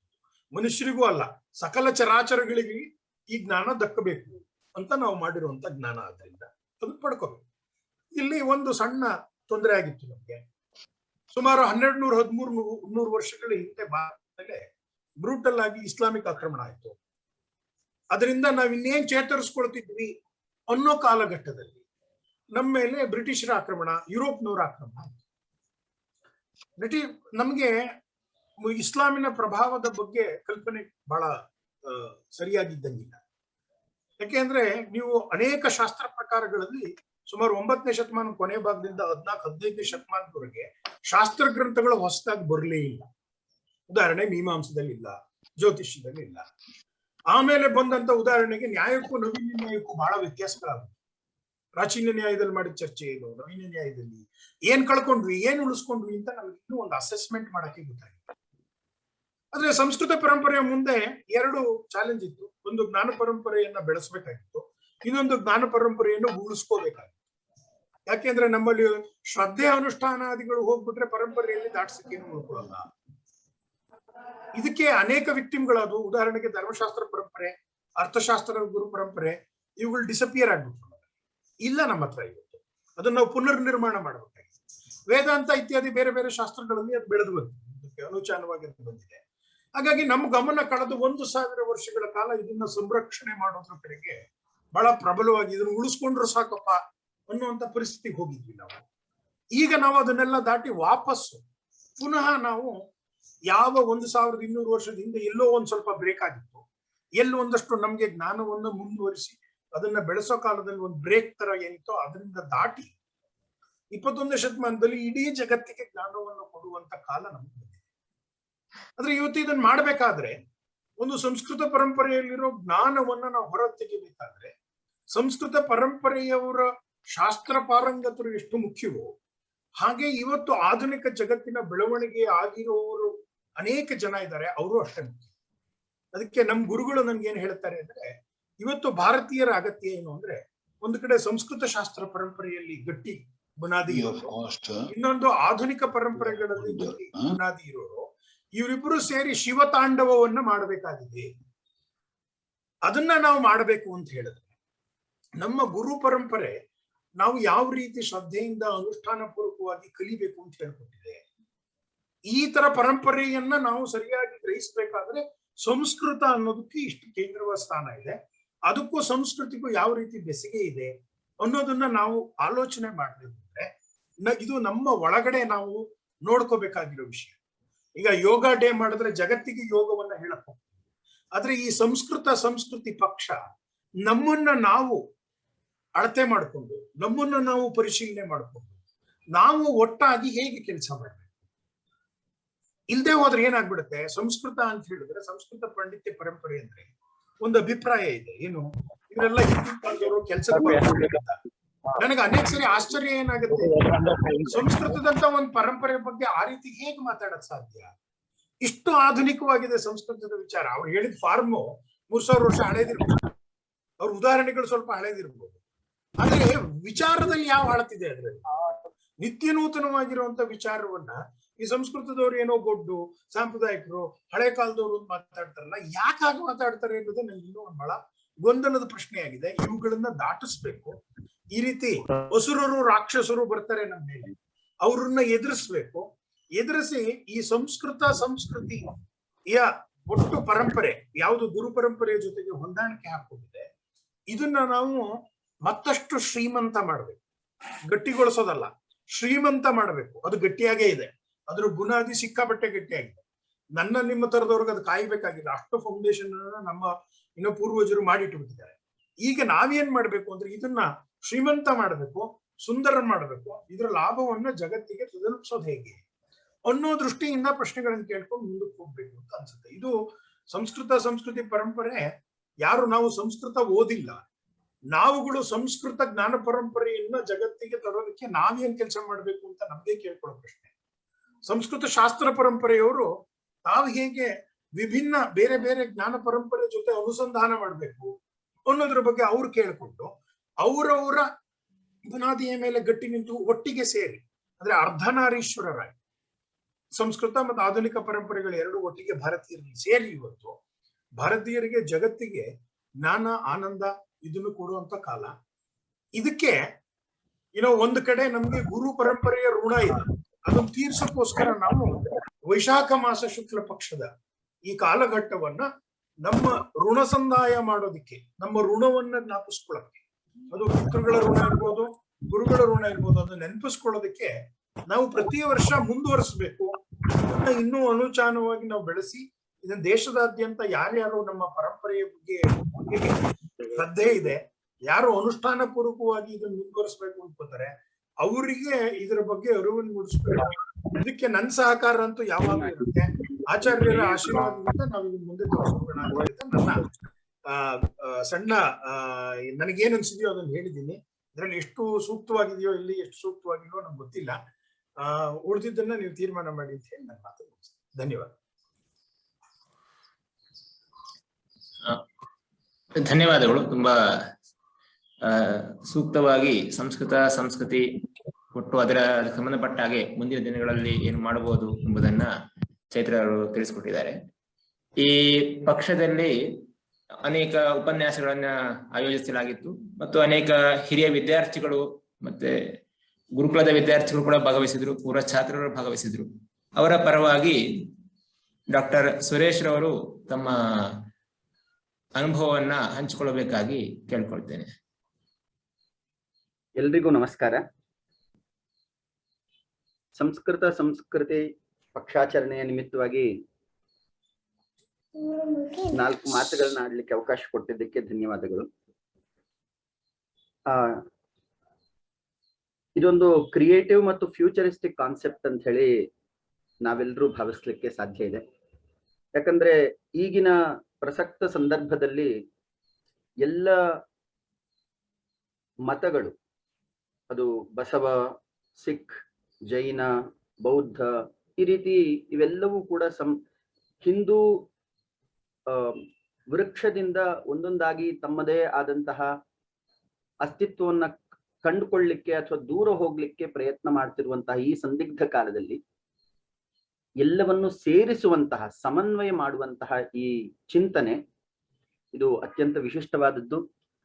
ಇದರಲ್ಲಿ ಈ 15 ದಿನಗಳ ಈ ಪಕ್ಷದ ಆಚರಣೆಯಲ್ಲಿ ಮಧ್ವಾಚಾರ್ಯರಾಗಿರ್ಬೋದು ಅಥವಾ ಜೈನ, ಬೌದ್ಧ, ಸಿಖ್ಖರು ಇವರನ್ನ ಎಲ್ಲರನ್ನೂ ಸೇರಿಸಿಕೊಂಡು 15 ದಿನಗಳು ಕಾಲ ಮುಂದಿನ ಸಂದರ್ಭದಲ್ಲಿ ಪ್ರತಿಯೊಂದು ದಿನವೂ ಆಯಾ ಮತದ ಅಥವಾ ರಿಲಿಜಿಯನ್ ಅಥವಾ ಸಂಸ್ಕೃತಿ ಅಂತ ಏನ್ ಹೇಳ್ತೇವೆ ಅವುಗಳ ಪ್ರಮುಖರು ಅಥವಾ ಹಿರಿಯರು ಬಂದು ಇಲ್ಲಿ ತಮ್ಮ ವಿಚಾರವನ್ನ ಮಂಡಿಸುವಂತೆ ಆದ್ರೆ ಇನ್ನೂ ಹೆಚ್ಚು ಇದಕ್ಕೆ ಅರ್ಥ ಮತ್ತು ವ್ಯಾಪ್ತಿ ಸಿಗ್ತದೆ ಅಂತ ಭಾವಿಸ್ತೇನೆ. ಇದರಲ್ಲಿ ಅತ್ಯಂತ ಪ್ರಮುಖವಾದದ್ದು ಸಮಾನತೆ. ಎಲ್ಲಿಯವರೆಗೆ ಹಿಂದೂ ಸಂಸ್ಕೃತಿಯಲ್ಲಿ ಅಥವಾ ಹಿಂದೂ ಧರ್ಮದಲ್ಲಿ ಈ ಸಮಾನತೆಯ ಅಂಶ ಹೆಚ್ಚಾಗಿತ್ತು ಅಲ್ಲಿಯವರೆಗೆ ಒಡಕುಗಳು ಕಡಿಮೆ ಆಗಿತ್ತು ಅಂತ ಹೇಳಿ ಎಲ್ಲ ಇತಿಹಾಸಕಾರರ ಒಮ್ಮತದ ಅಭಿಪ್ರಾಯ. ಈ ಸಮಾನತೆಯನ್ನ ಸಾಧಿಸ್ಲಿಕ್ಕೆ ಇದೊಂದು ಅತ್ಯಂತ ಪ್ರಮುಖವಾದಂತಹ ವೇದಿಕೆ ಅಂತ ಆದ್ರೂ ಎಲ್ರೂ ಭಾವಿಸ್ಬೋದು. United we stand, divided we fall. ಈಗಿನ ಪ್ರಸಕ್ತ ಸಂದರ್ಭದಲ್ಲಿ ಇಡೀ ಭೂಮಂಡಲದಲ್ಲಿಯೇ ಎರಡು ರೀತಿಯ ರಿಲಿಜಿಯನ್ಸ್ ಅಂತ ಕರಿಬಹುದು. ಒಂದು ಟಾಲರೆಂಟ್ ರಿಲಿಜಿಯನ್ಸ್, ಉದಾಹರಣೆಗೆ ಹಿಂದೂ, ಬೌದ್ಧ, ಸಿಖ್, ಜೈನ ಇವೆಲ್ಲವೂ ಕೂಡ ಟಾಲರೆಂಟ್, ಪರಧರ್ಮ ಸಹಿಷ್ಣುತೆಯನ್ನ ಹೇಳುತ್ತದೆ.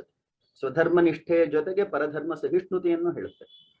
ಆದ್ರೆ ಇಂಟಾಲರೆಂಟ್ ರಿಲಿಜಿಯನ್ಸ್, ಎರಡು ಪ್ರಧಾನವಾದಂತಹ ಇಂಟಾಲರೆಂಟ್ ರಿಲಿಜಿಯನ್ಸ್ ಇದೆ. ಇವುಗಳ ಮಧ್ಯದಲ್ಲಿ ಅಥವಾ ಇವುಗಳ ಜೊತೆಗೆ ಹೋರಾಡ್ಲಿಕ್ಕೆ ಈ ಟಾಲರೆಂಟ್ ರಿಲಿಜಿಯನ್ಸ್ ಸೇರ್ಲೇಬೇಕಾದಂತಹ ಅನಿವಾರ್ಯತೆ ಇದೆ. ಆ ಹಿನ್ನೆಲೆಯಲ್ಲಿ ಯಾವುದೇ ಮತ ಪಂಥಗಳಿದ್ರೂ ಕೂಡ ಅದೆಲ್ಲವನ್ನೂ ಸೇರಿಸ್ಲಿಕ್ಕೆ RSS ಒಂದು ಪ್ರಧಾನವಾದಂತಹ ವೇದಿಕೆ ಆಗ್ತದೆ. ಇದನ್ನ ಮುಂದಿನ ಹಂತಕ್ಕೆ ಕೊಂಡು ಹೋಗ್ಲಿಕ್ಕೆ ಕನ್ನಡಕ್ಕಿಂತ ಆಂಗ್ಲ ಭಾಷೆ ಮತ್ತು ಹಿಂದಿ ಭಾಷೆಯನ್ನ ಸೇರಿಸಿಕೊಂಡು ಇದರ ವ್ಯಾಪ್ತಿಯನ್ನು ಹೆಚ್ಚಿಸಿಕೊಳ್ಬಹುದು ಅಂತನೂ ಯೋಚನೆ ಮಾಡಬಹುದು. ಸೊ ಈ ಸಮನ್ವಯ ಸೂತ್ರದ ಅಡಿಯಲ್ಲಿ ಸಮಾನತೆಯನ್ನೇ ಪ್ರಧಾನವಾಗಿ ಸಾರುತ್ತಾ ಎಲ್ಲ ಹಿರಿಯರು, ಅವತಾರ ಪುರುಷರಿಂದ ಹಿಡಿದು ಅವತಾರದವರೆಗೆ ಅಥವಾ ಅವತಾರದಿಂದ ಹಿಡಿದು ನರಸಿಂಹ ಅವತಾರದಿಂದ ಹಿಡಿದು ಅವತಾರ ಪುರುಷರವರೆಗೆ ಎಲ್ಲರೂ ಕೂಡ ಇಲ್ಲಿ ಈ ಪಕ್ಷದಲ್ಲಿ ಸೇರಿಸ್ಕೊಳ್ಪಡ್ತಾರೆ ಅಥವಾ ಅವರ ಬಗ್ಗೆ ಚಿಂತನೆಗಳಾಗ್ತದೆ ಅಂದ್ರೆ ಅದು ಇನ್ನೂ ಅರ್ಥಪೂರ್ಣವಾಗಿರುತ್ತದೆ. ಈ ರೀತಿ ಅರ್ಥಪೂರ್ಣ, ಕ್ರಿಯೇಟಿವ್ ಮತ್ತು ಫ್ಯೂಚರಿಸ್ಟಿಕ್. ಈಗ ದ ಕ್ವೆಶ್ಚನ್ ಈಸ್ ಸರ್ವೈವಲ್. ಈ ಸರ್ವೈವಲ್ ಕ್ವೆಶ್ಚನ್ ಇದನ್ನ ಅಡ್ರೆಸ್ ಮಾಡ್ಲಿಕ್ಕೆ ಸಮನ್ವಯ ಒಂದೇ ಮಾಧ್ಯಮ.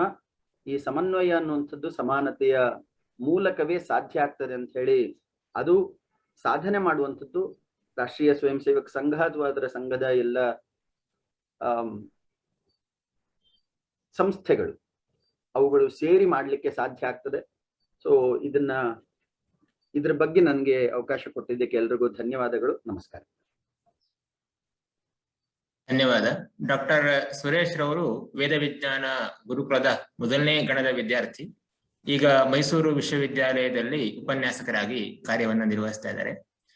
ಗುರುಕುಲದ ವಿದ್ಯಾರ್ಥಿಗಳ ಪರವಾಗಿ ಭೋಜರಾಜ, ಕೊನೆಯ ವರ್ಷದ ವಿದ್ಯಾರ್ಥಿ, ಇವನು ತನ್ನ ಅಭಿಪ್ರಾಯವನ್ನ ಹೇಳಬೇಕು ಅಂತ ಕೇಳ್ಕೊಳ್ತೇನೆ. ಎಲ್ಲರಿಗೂ ನಮಸ್ಕಾರ. ನಾನು ಈ ಸಂಸ್ಕೃತಿ ಪಕ್ಷಾಚರಣೆಯ ಅಷ್ಟು ಕಾರ್ಯಕ್ರಮಗಳಲ್ಲಿ ಭಾಗವನ್ನ ವಹಿಸಿದ್ದೆ. ಪ್ರಮುಖವಾಗಿ ಇಲ್ಲಿ ಈ ಪಕ್ಷದಲ್ಲಿ ಇರುವಂತಹ ಎಲ್ಲ ಮಹಾತ್ಮರ, ಅವತಾರ ಪುರುಷರ ಜಯಂತಿ ಕಾರ್ಯಕ್ರಮಗಳನ್ನ ಆಯೋಜನೆ ಮಾಡಲಾಗಿತ್ತು. ಇದರಲ್ಲಿ ಭಾಗವಹಿಸಿದ್ರಿಂದ ಅವರ ಎಲ್ಲ ತತ್ವಗಳನ್ನ ಸಂಕ್ಷಿಪ್ತವಾಗಿ ತಿಳಿದುಕೊಳ್ಳಲಿಕ್ಕೆ ಅವಕಾಶ ಆಯಿತು. ಪರಂಪರೆ ಸ್ಮರಣೆಯಿಂದ ನಮಗೆ ಆಗುವಂತಹ ಮುಖ್ಯ ಉಪಯೋಗ ಅಂತಂದ್ರೆ ಅವರು ಕಂಡುಕೊಂಡಂತಹ ಸತ್ಯಗಳನ್ನ ನಾವು ಮರಳಿ ಸ್ಮರಿಸುತ್ತೇವೆ. ಎಲ್ಲರಿಗೂ ಕೂಡ ಒಂದೇ ತರನಾದಂತಹ ಸಾಮರ್ಥ್ಯ ಇರೋದಿಲ್ಲ.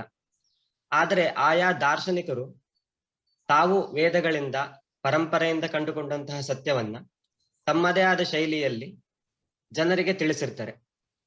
ನಾವು ಅವರ ಜಯಂತಿಯ ದಿನ ಆಯಾ ಉಪದೇಶಗಳನ್ನ ಅಥವಾ ಅವರ ಸಂದೇಶವನ್ನು ಸ್ಮರಿಸಿದಾಗ ಈಗಿನ ಕಾಲಘಟ್ಟಕ್ಕೂ ಅದರ ಅನ್ವಯ ಹೇಗೆ ಅಂತ ವಿಚಾರ ಮಾಡಿ ನಮ್ಮ ಈಗಿನ ಸ್ತರವನ್ನ ಪ್ರಗತಿಗೊಳಿಸ್ಕೋಬಹುದು. ಈ ದೃಷ್ಟಿಯಿಂದ ಈ ಕಾರ್ಯಕ್ರಮಗಳೆಲ್ಲವೂ ಕೂಡ ನನಗೆ ಬಹಳ ಉಪಯೋಗ ಆಗಿತ್ತು. ಧನ್ಯವಾದ. ಈಗ ಸಮಾರೋಪ ಭಾಷಣವನ್ನ ಮಾಡಬೇಕಾಗಿ ಪ್ರೊಫೆಸರ್ ರಾಮಚಂದ್ರ ಭಟ್ ಕೋಟೆ ಮನೆಯವರಲ್ಲಿ ಕೇಳ್ಕೊಳ್ತೇನೆ. ಅವರೇ ಈ ಪರಿಕಲ್ಪನೆಯನ್ನ ರೂಪಿಸಿದಂಥವ್ರು. ಹಾಗೆ ಈ ಪರಿಕಲ್ಪನೆಯ ಬಗ್ಗೆ ಅವರೇ ಹೆಚ್ಚು ಸ್ಪಷ್ಟವಾಗಿ ಹೇಳಲಿಕ್ಕೆ ಸಾಧ್ಯ. ಹಾಗೆ ಆ ಹಿನ್ನೆಲೆಯಲ್ಲಿ ಕೆಲವು ಮಾತುಗಳನ್ನು ಆಡಬೇಕಾಗಿ ಅವರಲ್ಲಿ ಕೇಳ್ಕೊಳ್ತೇನೆ.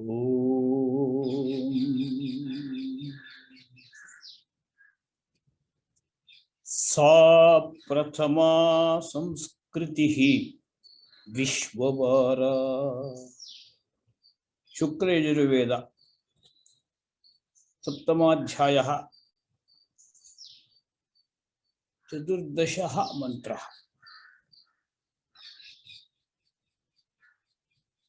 ಸಂಸ್ಕೃತ ಸಂಸ್ಕೃತಿ ಇದೆರಡರ ಅಂತರ ಆಶಯವನ್ನ ಈ ಕಾಲಕ್ಕೆ ಉಚಿತವಾಗಿ ಚೆನ್ನಾಗಿ ಅರ್ಥೈಸಿಕೊಂಡು ನಮ್ಮ ಗುರುಕುಲ ವಿಶಾಲ ಪರಿವಾರದ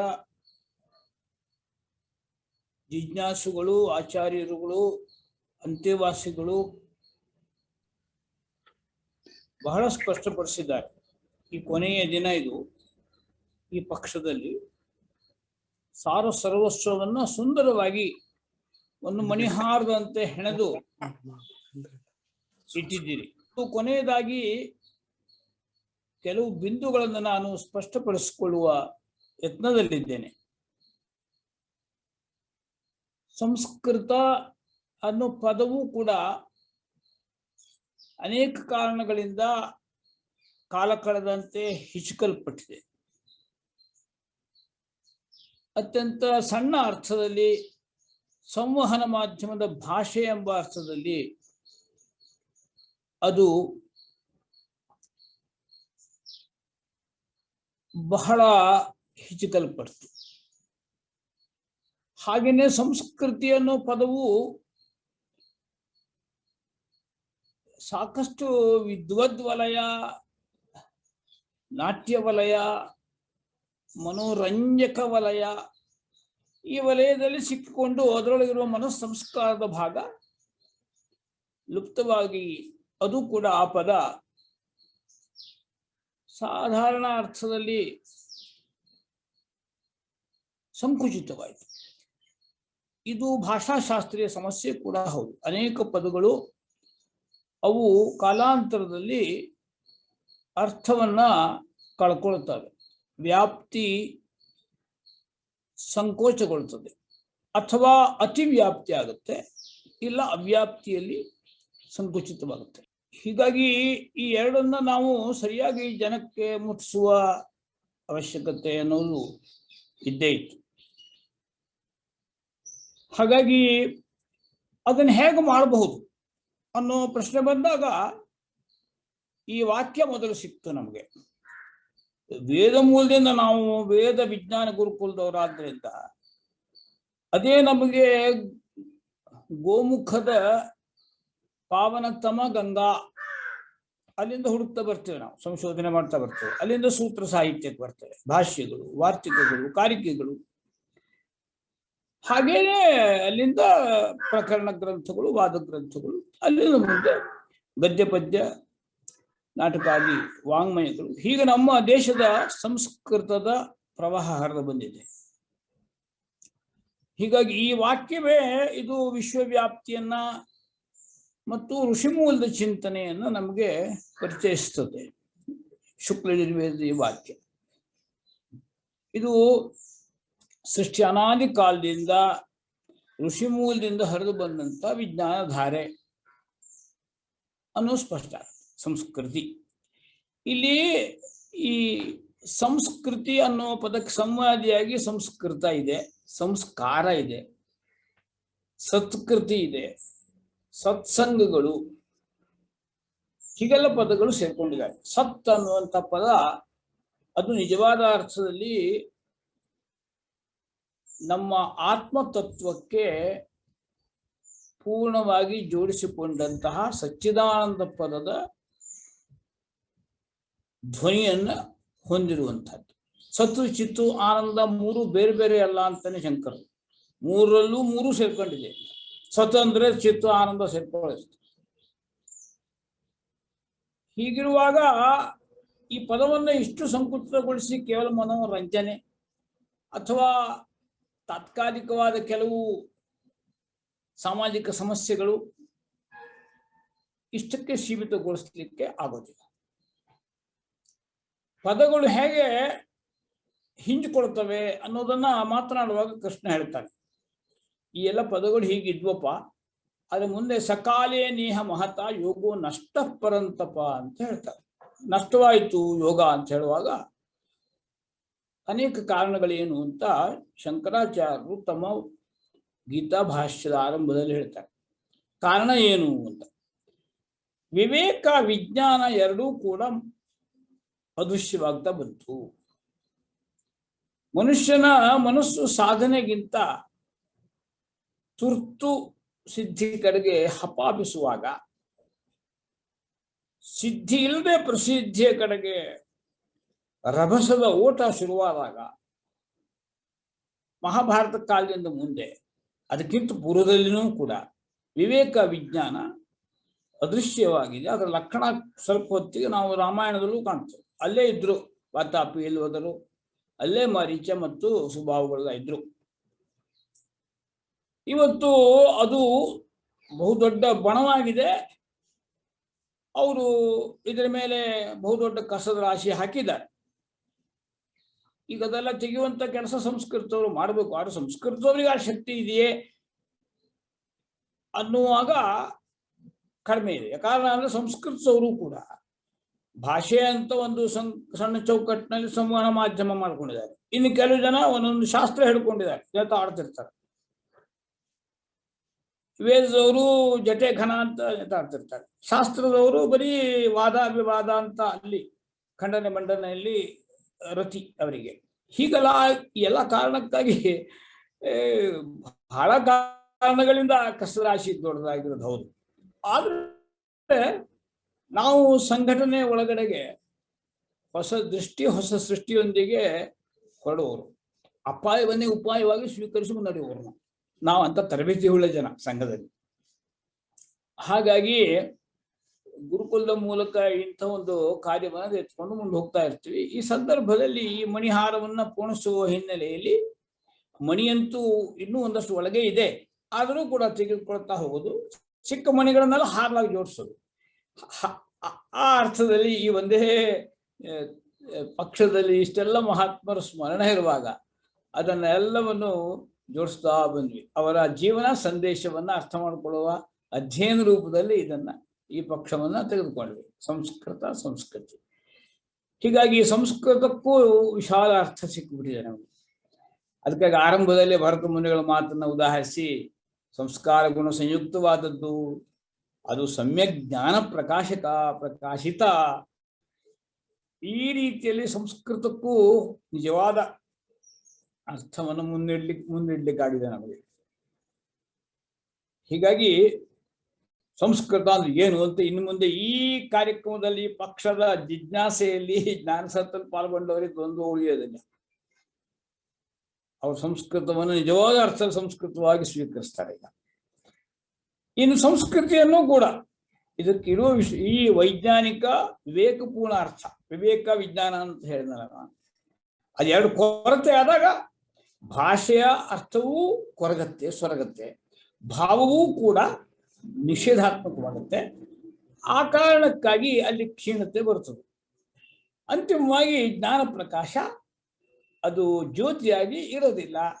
ಅಲ್ಲಿ ಋಷಿಗಳು ಹಚ್ಚಿದಂತಹ ಆ ದೀಪ ಏನಿದೆ ಗರ್ಭಗುಡಿಯಲ್ಲಿ, ಅದು ಇಲ್ಲ ಎಣ್ಣೆ ಕಡಿಮೆ ಆಗುತ್ತೆ, ಇಲ್ಲ ಗಾಳಿ ಬಂದು ಸ್ವಲ್ಪ ಮಟ್ಟಿಗೆ ನೊಂದು ಹೋಗ್ಬೋದು, ಅಥವಾ ಅಲ್ಲಿ ಆ ಉರಿಯುವ ದೀಪದ ಒಳಗೇನೆ ಕಿಟ್ಟ ಅದು ಬೆಳೆದು ಪ್ರಕಾಶ ಕಡಿಮೆ ಆಗಬಹುದು. ಇದೆಲ್ಲ ಆಗಿದೆ. ಆದ್ದರಿಂದ ಈಗ ನಾವು ಹೊಸ ದೃಷ್ಟಿಯಲ್ಲಿ ಕೊಳವೆ ಎದ್ದು ಮುಂದಿನ ಕಾಲಕ್ಕೆ ಸಿದ್ಧರಾಗಬೇಕು. ಈ ಅರ್ಥದಲ್ಲಿ ಇನ್ನು ಜೋಡಣೆ ಮಾಡಬೇಕಾದ ಇಷ್ಟೇ ಉಳಿದಿರೋದು. ನಾನಂತೂ ಈ ಪಕ್ಷದಲ್ಲಿ ಈ ಸಮನ್ವಯದ ಒಂದು ಸಣ್ಣ ಒಳ ತಪಸ್ಸನ್ನ ಮಾಡ್ಲಿಕ್ಕಾಯ್ತು. ಕಾರಣ ಅಂದ್ರೆ ನನಗೆ ಈ ಜೈನ ಸಂಪ್ರದಾಯದಲ್ಲಿ ವಿನಮ್ರ ಸಾಧಕರಾದಂತಹ ನನ್ನ ಒಬ್ಬರು ಆತ್ಮೀಯರು ಭಾರತೀಯ ಶಿಕ್ಷಣ ಮಂಡಲದಲ್ಲಿ ನಮ್ಮ ಜೊತೆಗಿದ್ದಾರೆ. ವಿನಯ ಸಾಗರ್ ಅವರು ಭೋಪಾಲದಲ್ಲಿ ಇರ್ತಾರೆ, ಗುರುಕುಲ ನಡೆಸ್ತಾರೆ. ಹಾಗೇನೆ ಸಿಖ್ ಸಂಪ್ರದಾಯದಲ್ಲಿ ಅಧ್ಯಯನ ತುಂಬಾ ಚೆನ್ನಾಗಿರುವಂಥವ್ರು ನನಗೆ ಬಹಳ ಆತ್ಮೀಯರು, ಜಗನ್ಮಾನ್ಯ ಸಂಸ್ಕೃತ ವಿದ್ವಾಂಸರು ಹೌದವರು. ಆದರೆ ಅವರು ಗ್ರಂಥ ಸಾಹಿಬ್ಯ ಬಗ್ಗೆ ಅಧ್ಯಯನ ಮಾಡ್ತಾ ಇದ್ದಂಥದ್ದು ಅಂಥ ಒಬ್ಬ ಗಣ್ಯರು ಕಪಿಲ್ ಕಪೂರ್ ಅವರು ದಿಲ್ಲಿ ಯೂನಿವರ್ಸಿಟಿಯಲ್ಲಿ ಇದ್ದವರು. ಹಾಗೇನೆ ಬೌದ್ಧಲ್ಲಂತೂ ಈಗ ನಮಗೆ ನಮ್ಮ ಆನಂದ ಬಂತೆ ಅವರು, ಅವ್ರ ಜೊತೆಗೆ ನಾವು ಮೊದಲು ಚರ್ಚೆ ಮಾಡಿದ್ವಿ. ಅವರು ಭಾರತೀಯ ಶಿಕ್ಷಣ ಮಂಡಲದ ನಮ್ಮ ಚಿಂತನ ಸತ್ರ ನಮ್ಮ ಜೊತೆಗೆ ಸೇರ್ಕೊಳ್ತಾ ಇರ್ತಲ್ಲ. ಹಾಗಾಗಿ ಈ ಪಕ್ಷದಲ್ಲಿ ಇವನ್ನೆಲ್ಲ ಸ್ಮರಣೆ ಮಾಡ್ಕೊಳ್ಳಿಕ್ಕೆ ಅವಕಾಶ ಆಗ್ತಾ ಇದೆ. ಇವತ್ತು ಬೆಳಿಗ್ಗೆ ಎದ್ದು ನಾನು ಒಂದು ಕೊರತೆ ಆಗ್ಬಾರ್ದು ಅಂತ ಸಿಖ್ ಸಂಪ್ರದಾಯದ ಆ ನಾನಕ ಸಂಪ್ರದಾಯದ ಅನೇಕ ವಿಚಾರಗಳನ್ನ ಬೆಳಗ್ಗೆ 3 ಗಂಟೆಯಿಂದ ಎದ್ದು ಅಧ್ಯಯನ ಮಾಡ್ಕೊಂಡೇ ಇಲ್ಲಿ ಬಂದು ಕೂತಿದ್ದೇನೆ. ಯಾಕಂದ್ರೆ ಇವತ್ತು ಬೌದ್ಧ ಪೂರ್ಣಿಮೆ ಆದ್ರೂ ಕೂಡ ಯಾವ ಮತ ಸಂಪ್ರದಾಯಗಳು ಇವತ್ತು ಅವು ಇದ್ದದ್ರಿಂದ, ಗುರು ಗೋವಿಂದ್ ಸಿಂಗ್ ಅಂತವ್ರ ವ್ಯಕ್ತಿಗಳು ಇದ್ದದ್ರಿಂದ ಇವತ್ತು ಉಳಿತು. ಇವತ್ತು ಕೂಡ ನಾವು ಆ ವೇದ ಪರಂಪರೆಯಲ್ಲಿ ಬಹು ದೊಡ್ಡ ರಾಶಿ ವೃತ್ತವಾಗಿದ್ರೂ ಕೂಡ ಅಷ್ಟೆಲ್ಲಾ ಕಸಕಡ್ಡಿಗಳು ಇದೆ ಅಂತಂದ್ರೂ ಕೂಡ ಸ್ವಚ್ಛ ಮಾಡಿಕೊಳ್ಳುವಂತಹ ಅಂತರ್ಬಲ ವಾಹಿನಿ ನಮ್ಮ ಒಳಗಡೆಗಿದೆ. ಇದಕ್ಕೆಲ್ಲ ಈ ಎಲ್ಲಾ ಮಹಾತ್ಮರನ್ನ ನಾವು ನೆನೆಸ್ಕೊಂಡಷ್ಟು ಆ ಆತ್ಮಬಲ ಹೆಚ್ಚುತ್ತೆ. ಹೆಚ್ಚಿಕೊಳ್ಳುವಂತಹ ರೀತಿಯಲ್ಲಿ ಈ ಕಾರ್ಯ ಆಗಿ ವೇದ ವಿಜ್ಞಾನದ ಪ್ರಥಮ ಬ್ಯಾಚಿನವರೇ ನಮ್ಮ ಸುರೇಶ್, ಬಹಳ ವಿನಮ್ರ ಪಚಿಕರವರು, ವಿಶಿಷ್ಟ ಘಟ್ಟದಲ್ಲಿ ನಮ್ಮ ಜೊತೆಗೆ ಹೀಗೆ ಅವರ ತಂದೆಯವರ ಆಸೆಯಂತೆ ಅವರು ಸೇರ್ಕೊಂಡವರು ವೇದ ವಿಜ್ಞಾನ ಗುರುಕುಲದ ಧ್ಯೇಯೋದ್ದೇಶದ ಭಾವನೆಯನ್ನ ಬಹಳ ಸುಂದರವಾಗಿ ವ್ಯಕ್ತಪಡಿಸಿದ್ದಾರೆ. ಯಾಕೆಂದ್ರೆ ಅವರು ಮೊದಲನೇ ನಮ್ಮ ಗಣದವರಾಗಿ ಅವರು ಇಷ್ಟು ಪಾಕಗೊಂಡು ವಿಚಾರವನ್ನು ಮಂಡಿಸಿದ್ರಲ್ಲ, ಈ ಮಣಿಹಾರಕ್ಕೆ ಒಂದು ಸುಂದರವಾದ ಜಾಜ್ವಲ್ಯಮಾನವಾದ ಮಣಿಯನ್ನು ಅವರು ಸೇರಿಸಿದ್ದಾರೆ ಇವತ್ತಿನ ದಿನ, ಕೊನೆ ದಿನ. ಹೀಗೆ ಇನ್ನು ಮುಂದಿನ ದಿನಗಳಲ್ಲಿ ಹೊಸ ಕಾಲ ಬರೋದಂತೂ ನಿಶ್ಚಿತ. ನವ ಸೂರ್ಯೋದಯವಾಗುತ್ತದೆ ಅಂತ ಹೇಳ್ಕೊಂಡೇ ನಾವು ನಿರಂತರವಾಗಿ ಪ್ರಯಾಣವನ್ನ ಮುಂದುವರಿಸೋರು ಸಂಘದವರು. ನಾವು ಆ ದೀಕ್ಷಾಬದ್ಧರು. ಆದ್ರಿಂದ ಈ ಮಣಿ ಮಾಲೆ ಸಮೃದ್ಧವಾಗಲಿ. ಮುಂದಿನ ದಿನಗಳಲ್ಲಿ ಇಂತಹ ವ್ರತವನ್ನ ದೃಢವಾಗಿ ಸ್ವೀಕರಿಸಿ ಮುನ್ನಡೆಯುವಂತಹ ತರುಣ ಗಣ ಪ್ರತಿಯೊಂದು ಗಣದಿಂದ ಈ ಗುರುಕುಲದಿಂದ ಸಮಾಜಕ್ಕೆ ಸಮರ್ಪಿತವಾಗಲಿ. ಈ ಹಂಬಲ ಇಟ್ಕೊಂಡೇ ಸಂಘದ ಹಿರಿಯರು ಶ್ರೀ ಸುರೇಶ್ ಸೂನಿಯವರು, ಶ್ರೀ ಮುಕುಂದಜಿಯವರು, ಶ್ರೀ ಮುಕುಲ್ರವರು, ಸುಧೀರ್ ಅವರು ಎಲ್ಲ ನಮ್ಮ ಕಣ್ಮುಂದಿದ್ದಾರೆ. ಇವರೆಲ್ಲರೂ ಆ ಹಂಬಲವನ್ನ ಹೊತ್ತಿದ್ದಾರೆ ವೇದ ವಿಜ್ಞಾನ ಗುರುಕುಲದ ಬಗ್ಗೆ ಮತ್ತು ಕರ್ನಾಟಕದ ಒಟ್ಟು ಮೈತ್ರಿ ಪ್ರಬೋಧನೆಗಳ ಬಗ್ಗೆ. ಈ ಸಂದರ್ಭಕ್ಕೂ ಇದು ಶಕ್ತಿ ಕೊಡ್ಲಿ. ಮತ್ತು ಈ ವೈಶಾಖ ಶುಕ್ಲ ಇದು ಪೂರ್ಣಚಂದ್ರ ರೂಪದಲ್ಲಿ ಬೆಳಗಬೇಕು. ಸಂಸ್ಕೃತದ ಅಭಿಜಾತ ಸ್ವರೂಪಕ್ಕೆ ಶಕ್ತಿ ಬರಬೇಕು. ಅಭಿಮಾನವೂ ಹೇಗಿರ್ಬೇಕು ಅಂತ ನಾನು ಈಗಿತ್ತ ಹಿಬ್ರೂ ಉದಾಹರಣೆ ಕೊಟ್ಟೆ ಒಂದು ವಿಚಾರವನ್ನ ಜನರ ಮುಂದಿಟ್ಟಿದ್ದೀನಿ. ಹಿಬ್ರೂ ಒಂದು ಭಾಷೆಯಾಗಿ ಅದು ಉಳಿದಿರಲಿಲ್ಲ ಕೇವಲವಾಗಿ, ಅದಕ್ಕೆ ವಿವೇಕ ವಿಜ್ಞಾನದ ಜೋಡಣೆ ಮಾಡಿದ್ರು. 10 ಕಮಾಂಡ್ಮೆಂಟ್ಸ್ ಜೋಡಣೆ ಆಗಿತ್ತು. 10 ಕಮಾಂಡ್ಮೆಂಟ್ಸ್ ಅಂದ್ರೆ ನಮ್ಮದೇ ಯೋಗ, ನಮ್ಮದೇ ಯಮ ನಿಯಮಗಳು ಪತಂಜಲಿಗಳು ಹೇಳಿದ್ರು. ಹಾಗೆ ಅದಕ್ಕೆ ಅಂಥ ಒಂದು ಧಾರ್ಮಿಕ ಶಕ್ತಿಯ ಆವಾಹನೆಯನ್ನ ಮೋಸಸ್ಸು ತಂದದ್ರಿಂದ ಅದು ಬರೀ ಭಾಷೆಯಾಗಿ ಸಂವಹನ ಮಾಧ್ಯಮವಾಗಿ ಉಳಿದಿರಲಿಲ್ಲ. ಹಾಗಾಗಿ ಆ ಜನ ಒಂದು ರಾಷ್ಟ್ರಭಕ್ತಿಯ ಪ್ರೇರಿತರಾಗಿ ಆ ಭಾಷೆಯನ್ನ ತಂದು ಇವತ್ತು ಸಂಸ್ಕೃತ ಬರೀ ಭಾಷೆ ಅಲ್ಲ, ಅತಿ ಭಾಷೆ. ಗಾಥಿಕ್ನಂತ ಒಂದು ಭಾಷೆ ಯುರೋಪಿನ ಭಾಷೆಗಳಿಗೆ ಮೂಲವಾದದ್ರಲ್ಲಿ 1000 ಪದಗಳು ಸಂಸ್ಕೃತ ಸಮಾಧಿಯಾಗಿದ್ದನ್ನು ಸಂಶೋಧಕರು ಎತ್ತಿ ತೋರಿಸಿದ್ದಾರೆ. ಭಾರತದ ಭಾಷೆಗಳಿಗೆ ಮಾತ್ರವಲ್ಲ. ಹಾಗಿರೋ ಸಂದರ್ಭದಲ್ಲಿ ವಿಶ್ವವಿಶಾಲವಾಗಿ ಇವತ್ತು ಗುರುಕುಲದ ಜೊತೆಗೆ ಸೇರ್ಕೊಂಡವರು ಸ್ಕೂಲ್ ಆಫ್ ಫಿಲಾಸಫಿಯ ಮೂಲಕ ಲಂಡನ್ ನಲ್ಲಿದ್ದಾರೆ, ಡಬ್ಲಿನ್ನಲ್ಲಿದ್ದಾರೆ, ನಮ್ಮ ಜೊತೆಗೆ ಸಂಸ್ಕೃತ ವಾಹಿನಿಯಲ್ಲಿ ಒಂದಾಗಿದ್ದಾರೆ. ಹಾಗಿದ್ದಾಗ ಸಂಸ್ಕೃತ ಒಂದು ಭಾಷೆ ಆಗ್ಲಿಕ್ಕೆ ಸಾಧ್ಯವೇ ಇಲ್ಲ, ಅತಿ ಭಾಷೆ ಅಂತ. ಅದಕ್ಕಾಗಿ ಹೇಳಿದ್ದು ಭರತಮುನಿಗಳು ಅದು ಅಭಿಜಾತ ಭಾಷೆ. ಅಭಿಜಾತ ಅನ್ನೋ ಪದವನ್ನೇ ಬಳಸಿದ್ರು ನಮ್ಮ ಮಿತ್ರರು ಕ್ಷೇತ್ರರು. ಸರಿಯದ್ದು ಅಭಿಜಾತವಾದ ಅಭಿಜಾತತೆಯನ್ನ ಉಳಿಸ್ಕೊಳ್ಬೇಕು ಅಂದ್ರೆ ಅಲ್ಲಿ ಶಾಸ್ತ್ರದ ವೈಜ್ಞಾನಿಕ ಅಧ್ಯಯನ ನಡೀಬೇಕು, ಸಂಶೋಧನೆ ನಡೀಬೇಕು. ಅದಕ್ಕೆ ಬೇಕಾದಂತಹ ವಿಚಾರವು ಇವತ್ತು ಪಾಥ್ಯವಾಗಿ ಅಂತಿಮ ದಿನದಲ್ಲಿ ನಮಗೆ ಚಿಂತನೆಯ ಪಾಥ್ಯವಾಗಿ ಸಿಕ್ಕಿದ್ರಿಂದ ಈ ಎಲ್ಲಾ ಬುದ್ಧಿಯನ್ನ ಎತ್ತಿಕೊಂಡು ಗಟ್ಟಿ ಹೆಜ್ಜೆ ಇಟ್ಟು ಮುನ್ನಡೆಯುವ ಶಕ್ತಿ ನಮಗೆ ಸಿಗಲಿ. ಭಾರತ ಮಾತೆ ಅಂತಹ ಆತ್ಮಬಲವನ್ನ ಕರುಣಿಸಲಿ ಎಂಬುದಾಗಿ ಪ್ರಾರ್ಥಿಸಿಕೊಂಡು ನನ್ನ ಮಾತಿಗೆ ಓಂ ಸ್ವಸ್ತಿ. ಈ ಪಕ್ಷದಲ್ಲಿ ಸಂಸ್ಕೃತಿಯನ್ನ ಪಸರಿಸಿದ ಮಹಾತ್ಮರನ್ನ ನೆನಪಿಸಿಕೊಳ್ಳುತ್ತಾ ಆತ್ಮಬಲವನ್ನ ಹೆಚ್ಚಿಸಿಕೊಳ್ಳೋಣ ಎಂದು ಸಂದೇಶವನ್ನ ಕೊಟ್ಟಂತಹ ಶೋಧ ಸಂಸ್ಥಾನದ ಅಧ್ಯಕ್ಷರಾದ ಡಾಕ್ಟರ್ ರಾಮಚಂದ್ರ ಭಟ್ರವರಲ್ಲಿ ಅವರಿಗೆ ಧನ್ಯವಾದವನ್ನು ಅರ್ಪಿಸ್ತೇನೆ. ಈ ಸಂಸ್ಕೃತಿ ಪಕ್ಷಾಚರಣೆ ಅತ್ಯಂತ ಯಶಸ್ವಿಯಾಗಿ ನಡೆದಿದೆ. ಅನೇಕರು ಇದರಲ್ಲಿ ಭಾಗವಹಿಸಿ ಪ್ರಯೋಜನವನ್ನ ಪಡೆದುಕೊಂಡಿದ್ದಾರೆ.